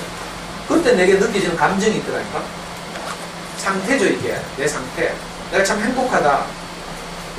나를 위해서 고생한 그 상대를 위해서 내가 그래도 내 인생의 소중한 시간이 이렇게 사용되었구나 이런 생각이 굉장히 충만했어요. 어제는 밤에 갑자기 12시에 전화가 왔어. 우리 명이 도저히 몸살 나가지고 이제 뭐 보일러 켜도 안 되고 이제 이분은 아직 도착 안 했고 그래서 애가 막 목이 막 다 잠겨가지고 도저히 안 돼 병원에 갔다 왔대요. 제가 말씀드렸죠. 우리 애가 다른 필요가 있으면 엄마한테 문자한다니까. 그리고 전화하고 돈 달라고 급한 돈은 전화 바로 때리고 여유 있는 돈은 카톡하고 이러거든. 그러니까 바로 전화해가지고 아빠를 바꿔요. 그래 엄마가 막 자다 벌떡 일어나가 막 자기 전화기 들고 저한테 뛰어왔어요. 영문도 뜬금없이 아빠 바꿔달라. 근데 내가 딱 들으니까 목이 잠겨있고 아픈 거라. 그래서 내가 금방 그 마음을 알았죠. 네가 아프니까 힘들구나. 위로가 필요하구나. 내가 금방 알아챈 거예요. 그러니까 내가 아이고 너 고생이 많다. 네가 여행 가고 사실 유럽 여행 가는 것도 긴장이잖아요. 외국에 나가서 그거 긴장을 좀 집에 와서 쉬고 이렇게 해야 되는데 그거 없이 바로 이제 학교 올라가가지고 생활하니까 쉴 틈이 없이 이제 근데 그 마음이 보여서 그래. 아이고 우리 아들 힘들구나. 위로를 했죠. 금방 아이의 마음을 내가 눈치채고 위로할 수 있는 사람이 됐다는 거. 이거 너무 행복한 일이에요. 그러니까 이거 내 고대 그리스 사람들 우리 목사님 이야기를 가지고 내가 맨날 행복하다 하면 여러분들한테는 좀 강요같이 느낄까 봐. 고대 그리스 사람들이 제 인생을 이렇게 자기들 말로 이렇게 뒷받침하는 것 같아. 내가 해석을 그래 하는 건 모르겠어. 그러니까 내게 주어진 어떤 역할을 내가 잘 해냈을 때 거기서 오는 어떤 만족감 이런 게 있고, 자 자식으로서 남편으로서 또 자식과 남편으로서만 이제 행복한 것도 있지만 우리가 이제 영역을 넓히면 좋은 이웃으로 어떤 역할을 하잖아요. 저는 어떤 분들이 예기치 않은 어려움을 딱 당해가지고 긴급히 저를 찾을 때가 있잖아요. 내하고 오래 내가 친해진 분들 내가 찾더라. 근데 왜 스쳐 지나가다 강의 몇 번 안 들은 사람들이 꼭 이름하면 내 찾대. 왜 그렇지? 그래가지고 내가 나가서 그분들하고 이렇게 상담을 하거나 하죠. 그럴 때 내게 느껴지는 또 어떤 게 있어요. 자, 이건 명예하고 관계에서 느껴지는 아빠로서의 역할을 다했기 때문에 느끼는 만족감은 또 다르고, 또 아내에게 내가 마음을 다했을 때 느끼는 만족감은 또 다른 거죠.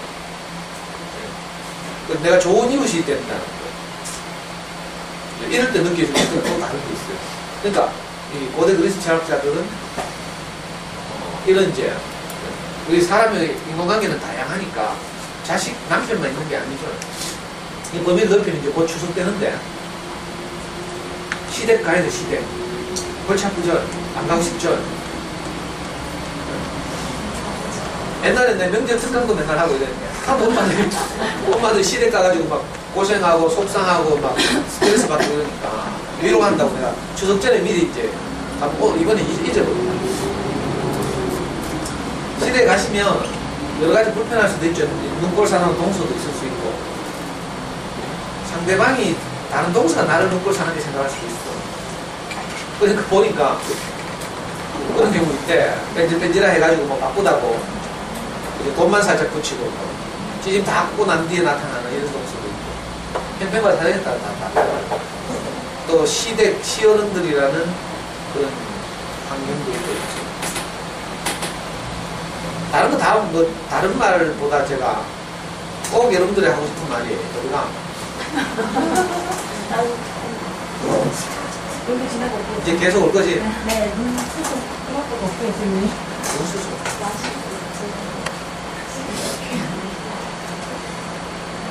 그러니까 이렇게 한번 생각해봐요. 우리 목사님이 우리 와이프한테 했던 말 있잖아요. 삶도 어쩔 수 없어 그렇게 살아. 그러니까 시어머님이 예를 들어서 내 마음에 안 든다면 생각을 한번 바꿔서 우리 시어머님이 일부러 그런 게 아니고 시어머니 인생 살아온 어떤 과정 속에서 어쩔 수 없이 그렇게 짜증을 내시는구나. 또 아들 편만 맨날 든다면 어쩔 수 없이 자기 아들이니까 당연히 그렇구나. 우리도 내 아들 편을 들고 하니까 이렇게 요것만 한번 생각하고 시댁에 가봐. 어쩔 수 없구나. 어쩔 수 없어서 그렇게 사시는구나. 이렇게 하는 거예요. 그러면 혹시 명절 저녁에 굉장히 편해졌어요. 어쩔 수 없구나. 일부러 그런 사람 아무도 없다니까. 어떤 영향을 받아서 그 결과로 지금 그런 어떤 것이 나오는 거죠. 아리스토텔레스는 그 윤리학이라는 유명한 책에서 행복이라는 것은 최상의 좋은 게 좋은 게 하여튼 최고로 좋은 게 행복. 그 누가 모르나? 근데 그러면 질문이 생기죠. 가장 좋은 게 뭔가? 최상의 좋은 게 뭔가? 이렇게 질문할 거 아니에요? 아까 고대 그리스 철학자들의 그 공통된 합의, 에우다이노모스 뭐 이런 말이 있었죠. 거기서 조금 발전한 거예요. 정리가 인간 고유의 기능이 탁월하게 발휘되는 영혼의 활동 이렇게. 인간 고유의 기능이 있다는 거죠. 아까도 그렇게 말했죠. 그리스 철학자들이. 그러면서 이제 아리스토텔레스 우리를 설득한 거야. 예를 들면 좋은 피아니스트가 있다고 합시다. 그죠? 우리가 좋아하는 피아니스트가 있다고 해요. 그러면 이 좋아하는 피아니스트란 말은 도대체 무슨 말이에요? 얼굴이 예쁜 피아니스트? 아니죠. 몸매가 날씬한 피아니스트? 아니죠. 그럼 어떤 피아니스트? 피아노를 잘 치는 피아니스트. 그렇죠. 바로 그거라. 아리스토텔레스 이렇게 서로 설득하는. 또 다른 한 예를 들어볼까요? 좋은 수영 선수. 좋은 수영 선수. 달리기를 잘한다? 아니죠. 키가 크다? 이것도 아니에요. 수영을 잘하는 수영 선수, 뭐 좋은 수영 선수. 맞죠? 자, 이런 것처럼, 예를 들면 뭐 수영, 방금 말한 피아노, 이런 건 이제 기능이잖아요. 기능. 사람이 가진 기능인데, 마치 그런 것처럼, 행복한 사람 하면, 피아니스트에게 피아노 치는 기능이 필요하고, 수영선수에게 수영하는 능력이 필요한 것처럼, 행복한 사람에게는 사람 고유의 기능이 있을 것이다. 이렇게. 사람들은. 그러니까 여러분들은 이런 고민 안 해봤죠? 그냥 그런 거. 근데 저는 이제, 뭐 저는 물론 뭐 그냥 닥친 대로 살았어요. 근데 내가 왜 사는가? 이런 데는 고민을 한 번씩 아이들이 질문하거든요. 그래서 엄마들 이런 고민 해봐야 돼요. 좋은 엄마 되려면. 자, 좋은 엄마. 좋은 엄마는 어떤 엄마예요? 돈 잘 버는 엄마? 아니죠. 근데 어떤 엄마는 막 자기가 돈이 부족해가지고 학원 보낼 돈이 없어가 애한테 미안하다 하면서 파출부 해가지고 사교육주에 보더라. 대충 엄마 이런 엄마는 좋은 엄마는 그런 엄마가 아니에요. 그렇죠? 너무 어렵나? 그걸 지나갔고. 그래, 하여튼 사람에게는 사람의 역할이 있어요. 이걸 제대로 발휘하면 만족입니다. 이 사람의 만족. 그 이제 예로 제가 내가 아빠로서의 만족, 또 남편으로서의 만족, 이웃으로서의 행복 이런 이야기를 했죠. 그런데 이건 말고 혼자 살고 있어요. 이런 고민을 해볼 수 있잖아요. 그러니까 사람 고유에게 주어진 어떤 역할을 충실히 수행하면서 오는 만족. 이걸 이제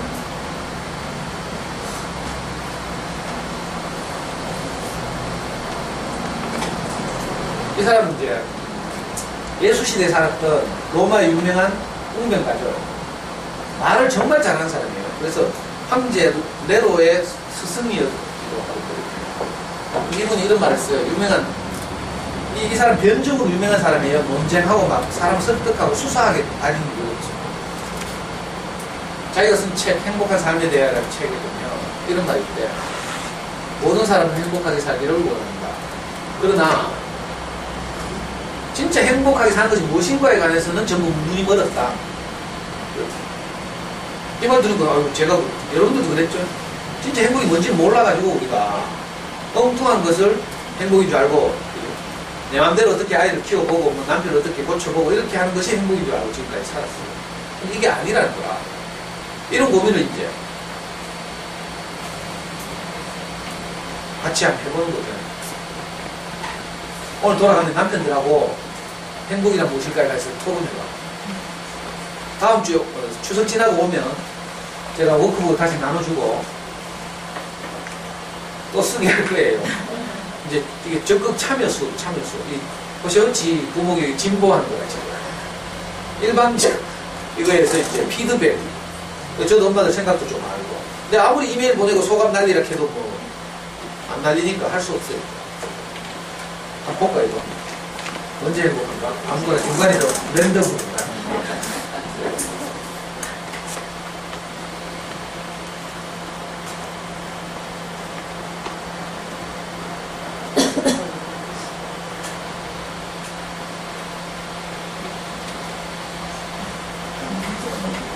사실 제일단 재밌네.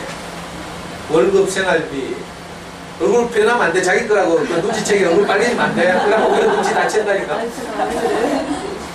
월급 생활비 공돈 등 생겼을 때 내 누군지 알겠다. 아이들 남편과 무언가 할 때, 아이들 남편과 무언가 할 때, 좋은 사람들과 함께하고 있을 때, 우리 막내를 안고 있을 때, 청소, 설거지, 빨래 싹 마쳤을 때, 이거 엄마들이 좀 공감하겠다. 밀려있던 그런 거 다 했을 때. 이게 훨씬 실질적이네, 야들보다. 이거 지나가고요. 시간이 많이 돼가지고. 성경에서 이제 복에 대해서 예수가 자기를 따른 제자들한테 한 말이 마태복음 5장에 나오거든요. 이거 시간이 너무 많이 걸리니까.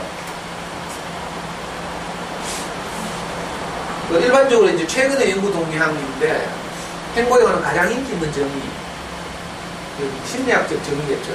주관적 안정감이래요. 그러니까 객관적 조건이 집합이 아니고 책에 나오죠. 행복교 가서 처음 이렇게 읽다 보면 행복에 대해서 이제 최근 심리학자들의 연구 결과가 나오는데 거기 보면 행복은 물질적 조건의 집합이 아니라 주관적인 상태다. 그러니까 우리는 똑같은 물질적 조건을 가졌더라도 주관적으로 느끼는 정도는 다르죠. 예를 들 수 있잖아요. 예를 들면 저는 지금 우리 집사람이 모는 그 차 뭐지? K5.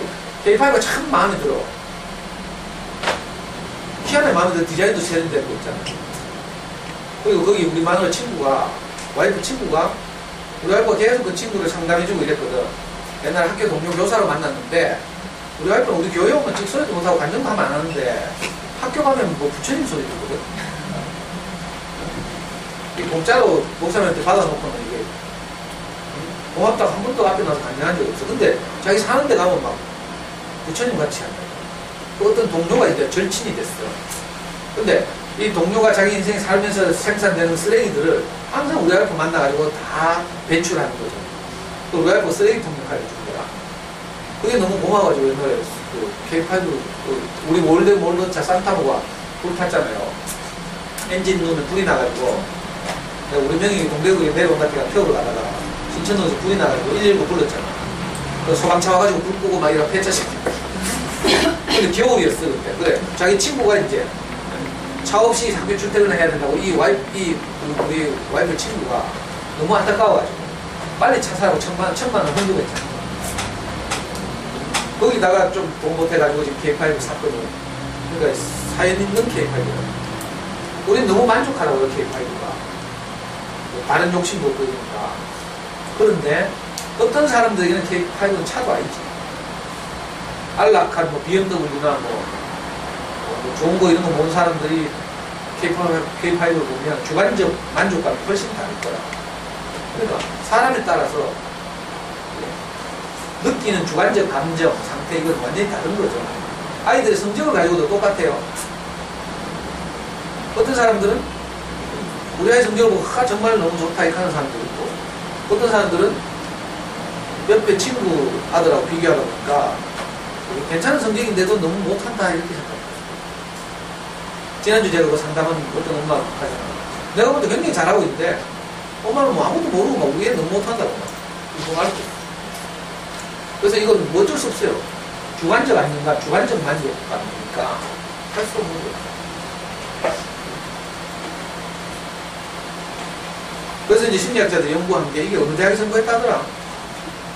연구를 했는데 하여튼 잘 웃고 행복해가지고 잘 웃으면 오래 산대. 전에 말씀드렸죠. 성공해서 행복한 게 아니고, 그죠? 그러니까 오래 살아서 행복한 게 아니고 행복하면 오래 산다는 거야. 자, 같은 논리로 성공하면 행복한 게 아니고 우리는 성공하면 행복할 거라고 생각하죠. 성적이 오르면 행복하고 돈이 많아지면 행복하고 이럴 줄 아는데 사실은 그렇지 않고 이 미국의 유명한 학자들이 연구한 거예요. 그게 아니라 오히려 행복하고 만족감을 느끼는 사람이 뭘 하면 능률이 더 오르는 거지. 공부를 해도 성적이 더 나오고 성취할 가능성도 훨씬 더 높아지고. 그래서 저기 뭐지? 그 이야기 했잖아. 빌 게이츠 이야기 했죠. 지난주에 말했죠. 빌 게이츠 맞나? 박근혜하고 왜 악수할 때 주머니 손 꽂고 한 사람. 빌 게이츠 맞죠?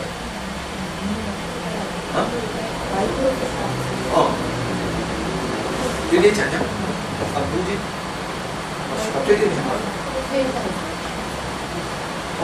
스티브 잡스 말고 빌 게이츠 맞잖아. 빌 게이츠 맞다 치고. 빌 게이츠가 그래 유명한 인터뷰를 했잖아요.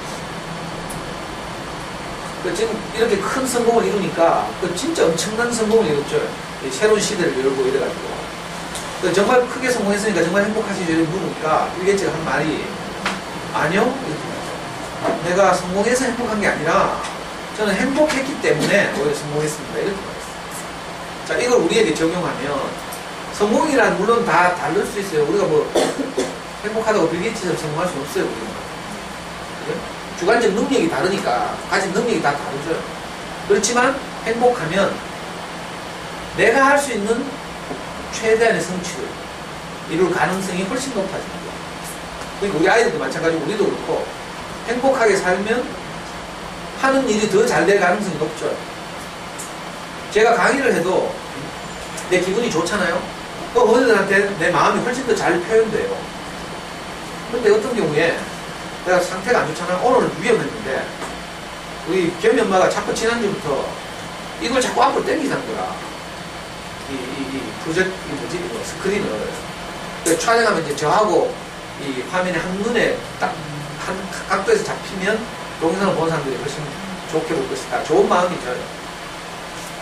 근데 저는 이제 내가 이걸 봐야 되니까 이 앞에 당기면 내가 못 보잖아. 막 이래가 봐야 되는데 그래 그냥 하자 했어. 근데 오늘도 와가지고 또 뭐 아까 뭐 한 잔소리 한대. 앞으로 당기자. 근데 내가 열받아가지고 싸늘하게 한마디 했죠. 그렇게 하고 나니까 내가 배로가 또 끊기려고 하는 거야. 근데 선풍기 앞에 여러 분 나 있었잖아요. 이제 내가 그 심화반 모임, 성경원 모임 같은 거 할 때도 엘리베이터 타고 예를 들면 영희 엄마하고 같이 뭐 현 엄마하고 같이 올라간다? 모임하러? 올라가는데 이것들이 엘리베이터에서 내 뭐 비난을 하잖아? 그러면 내가 필름이 딱 끊긴다니까? 내 시냅스 회로가 딱 끊겨요. 그러면 내가 아무 말도 못 한다니까? 위축되고 막 이래가지고. 여기 정신병인데. 그러니까 1년에 한두 번씩은 내가 모임을 못했어. 예를 들면 이런 거죠. 내가 상태가 좋으면 제 마음이 훨씬 더 잘 표현되고. 그리고 밤에 제가 오시는 분들 생각하고 사실 얼굴을 떠올리면서 내가 강의 준비를 하거든. 준비를 하면 내가 너무 행복하고 이런데 어떤 날은 막 피곤하고 막 아이디어도 안 떠오르고 이래가지고 대충 입으로 떼고 자면서 이렇게 오잖아요. 그럼 내가 스스로가 좀 위축이 되고 이래가지고 내 마음이 잘 표현이 안 되고 이렇게 있어요. 그러니까 내가 상태가 좋고 행복하면 즐거우면 내가 하는 일이 훨씬 더 잘 되죠. 성취되고 할 가능성이 높은 거야. 우리 아이들도 공부를 하는 것도 똑같아요. 격려와 칭찬을 받고 지지를 받으면 그죠? 자기 상태가 좋죠. 상태가 좋으면 지금 공부하는 것이 내 안에 들어올 가능성이 훨씬 높아지고 반대가 되면 억지로 앉아있지만 다 흘려 지나가는 거죠. 그래서 일단 행복할 필요가 있는 거야. 성공해야 행복한 게 아니고 높은 성적이 나와야 행복한 게 아니라 반대로 오히려 행복하고 소통이 잘 되고 아이들의 기분이 좋고 이럴 때 뭘 하는 일이 잘 되는 거예요. 그래서 어떤 미국의 무슨 어느 대학 어떤 대학에서 연구를 했는데 살아생전에 활짝 웃고 행복해가지고 이런 걸 많이 한 사람들이 훨씬 장수한다. 근데 찡그리고 있는 사람은 빨리 죽고 웃는데 억지로 웃는 사람은 중간쯤 죽고 이렇게 활짝 웃는 사람들이 오래 살고 요 행복해 가서도 사진 야구 선수 두 명의 사진이 보이고 있어요. 어떤 야구 선수는 활짝 웃고 있어요. 근데 어떤 야구 선수는 막 찡그리고 있어요. 근데 성취를 보일 확률이 훨씬 차이가 나요. 그래서 이걸 어떤 사람이 뒤센 미소라고 뒤센 스마일. 뒤센 스마일은요 진짜 안 생긴 잘 웃죠. 안 생긴 줄 알아? 봐, 눈꼬리 봐요. 저는 진짜 이 웃음이 잘 안 되거든. 어릴 때 저는 너무 긴장하고 험한척하게 살아가지고 우리 형이나 저를 보면요 별명이 동일병이야 동일병. 옛날에 솔직히 초기에 그 아줌마들 강의들 많이 올 때 제가 가고 난 다음에 아줌마들끼리 여기 모여서 제 선생님하고 이야기했다니까. 누구 저 유명한 사람들 중에 제일 저하고 닮은 사람을 뽑았는데 그 중에 후보 하나가 누군지 알아요? 홍명보. 홍명보 보면 절대 안 웃잖아. 축구는 잘하고 참 국민의 신망도 높고 이런데 신뢰감을 주는 사람인데 이상하게 안 웃어. 딱딱하니까. 우리 형이나 제가 그렇다니까. 어떤 사람은 유호성 닮았다고 했죠. 우리 형이 보면 진짜 유호성하고 닮았죠. 유호성보다 훨씬 딱딱하게 강하지. 그 험한 세상에서 이제 싸우면서 전투적으로 살아요. 우리 형은 가톨릭 병원에서 유명했어요. 간호사들이 치를 떨었다니까. 왜? 자기 인생에 만족이 없으니까 옛날에. 집안에서 뭐 엄마하고 마누라하고 싸우고 있지, 자기 동생하고 또 마누라하고 싸우고 있지, 막. 우리 형이 진짜 만족이 없어가지고, 그 가톨릭 병원 근무할 때 인턴 레지던트 가톨릭에서 했거든요. 막 엘리베이터에서 간호사들 만나면 막 반죽이거든요. 막 그 거기서 본인도 있잖아. 막 그래가지고 막 간호사들이 김상근 선생님하고 이빨 깔고 막 치를 떨고 웃지도 않고. 그나마 지금 제가 이렇게 지난주에도 사진 보니까 내가 아주 자연스럽게, 물론 좀 눈이 저만큼 되는 건 아니지만 교회 가서 이제 내가 교회 안에서 이제 어떤 뭐 정말 나를 행복하게 하는 간증할 때 이럴 때 내가 저렇게 웃어요. 근데 보통의 경우는 저만큼은 아니고 그래도 내가 상당히 자연스럽게 웃거든. 엄마들 보면 도대체 강의는 엄마들 내가 딱 보잖아. 보면 벌써 알아. 행복의 정도를. 얼굴에 그게 다 나타난다니까. 옛날에 정말 요즘 안 나오네. 그 엄마 진짜 얼굴이 안색이 안 좋고 이런 거지. 수명씨 요즘에 안 보여. 하지만 무슨 속에 병이 있는 것 같아. 근데 걱정되더라니까. 내한테 그 진짜 좋은 마음으로 몇 년 동안 강의를 듣고 늘 있잖아요. 자기 마음을 다해서 그 열쇠고리, 휴대폰 고리 이런 거 막 만들어서 선물하고 이랬던 분인데. 이런저런 이제 그 행복을 결정하는 요인들 때문에 우리가 그런 게 없잖아요. 그럼 내 얼굴이 붓고 긴장하고 마음껏 웃지 못하고. 엄마가 남편 4명일 때 보면 막 너무 시커멓게 가지고. 뭐 남편 4명 뿐만 아니라 어떤 요소가 있을 때도 그렇죠. 우리 경희 씨도 처음 왔을 때 진짜 우울하게 보였다니까. 나중에 들으니까 유산했다니까. 그래서 그래도 유산 직후라고 해도 진짜 우울했거든. 근데 1학기 때부터 강의를 들으면서 내가 이거 쭉 보잖아. 진짜 점점 표정이 밝아져가지고. 또 누구를 해야 되지? 너무 실물을 해야 되지. 부담될라. 그러니까 이렇게 활짝 웃으면서 살면 훨씬 오래 살아요. 행복하면 하는 일이 잘 될 가능성이 훨씬 높고. 나가서 뭐 예를 들어 영업을 하더라도요, 내가 밝고 막 이렇게 긍정적이고 이러면 사람들 설득하기가 훨씬 쉽죠. 인상 막 쓰고 막 이래가지고 12시 넘기지 말았겠는데 12시 뭐 이상 강의를 하면 뭐 허리 아프겠지. 내가 너무 준비를 많이 해요. 그래서 아까 말한 긍정심리학의 창시자 프로이드 이대로 가장 각광받는 심리학자인데 이 양반 지금 어디? 펜실바니아 대학 심리학과 교수예요. 이분이 행복을 다시 정의하라. 왜? 우리가 지금까지 알고 있던 행복은 뭐였어요? 내 마음대로 되는 거였죠. 그죠? 성경대로 말하면 내가 하나님처럼 되는 거였어요. 하나님처럼 되려고 하는 게 뭐예요? 주로 선악과를 먹는 거예요. 선악과를 먹은 이유가 그거예요. 그러니까 내가 똑똑해지고 옳고 그름을 잘 판단하면 내가 행복해질 줄 아는 거예요. 우리 아이에 대해서, 남편에 대해서, 시댁에 대해서, 이웃에 대해서. 근데 있잖아요. 내가 내 맘대로 하려고 할수록 저항에 부딪히고 한계를 경험하고 괴롭다. 아, 뜯어고치는 게 얼마나 힘든 줄 알아요? 그 이분이 정의한 것이 이제 이 교과서예요, 사실은. 이건 이제 우리나라 사람들이 쓴 것처럼 하지만 이 셀리그만의 연구 성과를 많이 빌려오거든요. 이분이 이제 행복에 대해 정의를 했는데 이 정의가 크게 3가지예요. 행복은 일단 즐겁고 봐야 된다. 뭘 하든지 즐거워야 뭐 행복이 나발이고 있지. 즐겁지 않는 건 이건 소용이 없다. 그래서 행복은 첫째 즐거움이다. 이게 이제 긍정심리학의 연구 성과예요. 행복에 대한 3가지 정의. 일단 안 즐거우면 안 된다. 근데 자, 즐거움이라는 건 다양하죠. 자, 게임을 해서 오는 아이들의 즐거움도 있고요. 도둑질을 하는 데서 오는 스릴, 희열도 있고요. 노름을 하는 데서도 돈 따는 즐거움도 있다니까.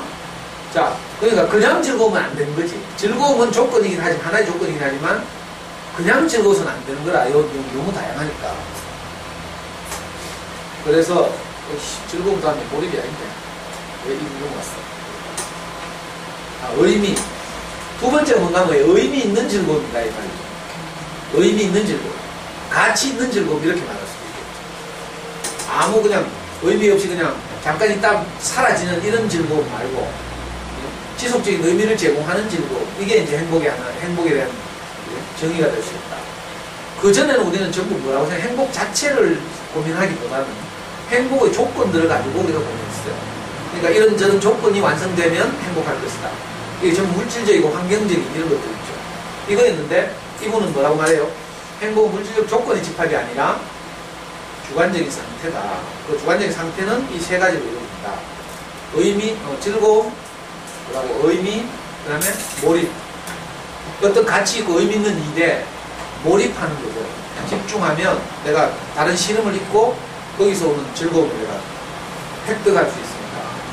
그 심리학적으로 이렇게 세 가지를 행복에 대한 새로운 정의라고 긍정심리학에서 말합니다. 근데 제가 이렇게 쭉 해보니까 별로 내게 설득이 잘 안 돼요. 여러분도 어떨지 모르겠지만 책 한번 읽어봐요, 사서. 즐거움, 즐거움 맞고 의미, 이것도 맞아요. 몰입? 그럼 난 도박에 몰입. 내가 몰입 잘하거든요. B형이잖아, B형. B형 어디 확 몰입해가지고 한 석 달 전에 다시 빠져나오고. A형은 찐득하게 막, 한 군데 막 계속 몰입하고. 이것만 가지고도 좀 불충분한 것 같긴 해. 근데 하여튼 따라가 봅시다. 이 교재를 따라서 가면서 비판적으로 검토하고. 그러니까 3요소죠. 행복의 3요소는 조건이 아닌가 상태라는 거예요. 우선 이거라도 어머니들 꼭 알았으면 좋겠어요. 제 이야기를 지금까지 많이 들었을 텐데 그래도 가장 총망받는 지금 대세를 이루는 이런 심리학자의 연구 결과니까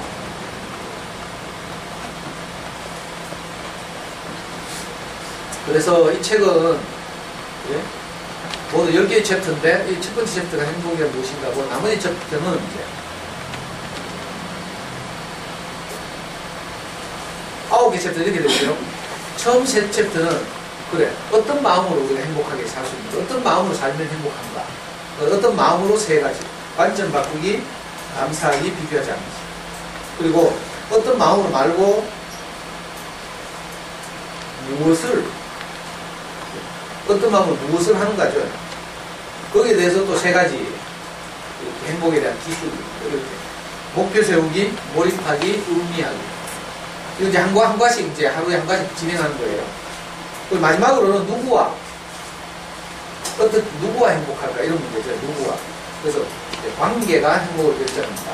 그리고 자선, 봉사 뭐 이런 것들 나누고 베풀기. 마지막으로 용서하기. 이렇게 9가지 조건을 가지고 이제 행복에 대한 연습을 하는, 행복은 학습하는 것이다. 이렇게 말했습니다. 과연 될지 모르겠습니다. 그냥 학습해서 행복해진다는데 돈 많이 벌겠지. 이번에 오신 분들하고 우리 열심히 해가지고 잘 되면 프로그램화 해가지고 수강생을 모집하는 거야, 유료로. 어때요? 조교로 채용하게, 조교로 채용. 실습 조교. 그러니까 자, 이 단원에 나오는 개념이나 몇 가지를 제가 이제 어머니들 좀 기억하기 좋게 정리해서 행복이란 물질적 조건의 집합이 아니라 주관적 상태다. 제가 네이버 검색에서 말씀드렸죠. 일상에서 기쁨과 만족을 느끼는 상태 이렇게 말했어요. 이게 네이버의 정의죠. 근데 네이버 정의도 보니까 이 심리학자들 정의를 들려올 것 같아요. 네? 이게 제 말이 아닙니다. 제가 이렇게 말한다고 무시하지 말고. 근데 이거 학자들이 이렇게 지지하고 있다는 거예요. 이게 재밌는 말이에요. 행복을 수학 공식으로 나타내면 행복 이꼴 내가 원하는 것뿐에 내가 가진 것. 이게 수학 공식이에요. 행복은 원하는 것 중 내가 가진 것. 이게 행복이에요. 불행은 뭐예요? 그래. 원하는 거 많은데 가진 게 없다. 가지지 못한 것에 주목하면 이게 불행이 되는 거야.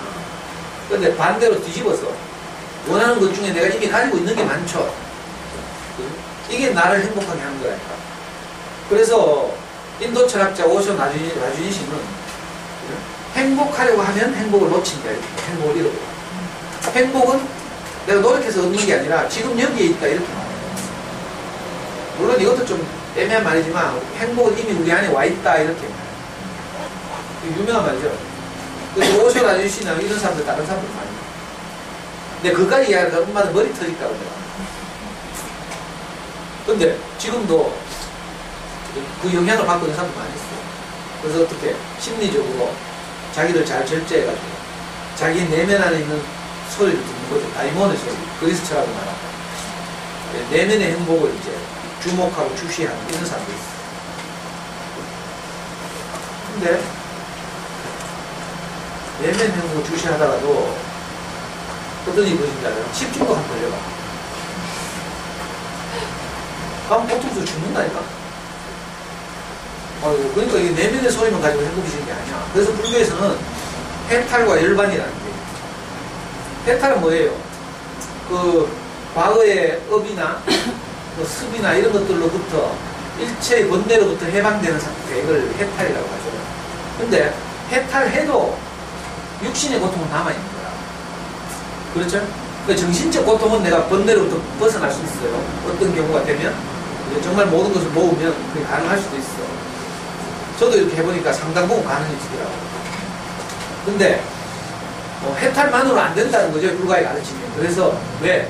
육체적 고통이 있어. 아프다 이제 암 걸려가지고 어제 뉴스 보니까 아버지가 말기암 환자인데 너무 그 고통이 심해가지고 가족들한테 계속 자기를 죽여달라고 하죠. 그래 아들이 죽였다. 아버지 쫓아갔다. 근데 그 자리에서 동의하지 않았던 둘째 누나가 모르고 있던 둘째 누나가 이 사실을 알게 돼가지고 경찰에 고발해가지고 이 아들을 지금 후속하느냐 마느냐 해가지고 심각하고 어제 뉴스에 봤어요. 이게 육체적 고통. 우리 정신적인 문제가 완전히 이렇게 자유로워진다 하더라도 또 우리의 생물학적 연약함이 있기 때문에 불교에서는 이걸 이제 이 육체적 고통까지 벗어나는 것. 그래서 스님이 입적할 때, 고수님들이 입적할 때 뭐라고 해요? 열반했다. 이렇게. 육체적 고통까지 벗어난다.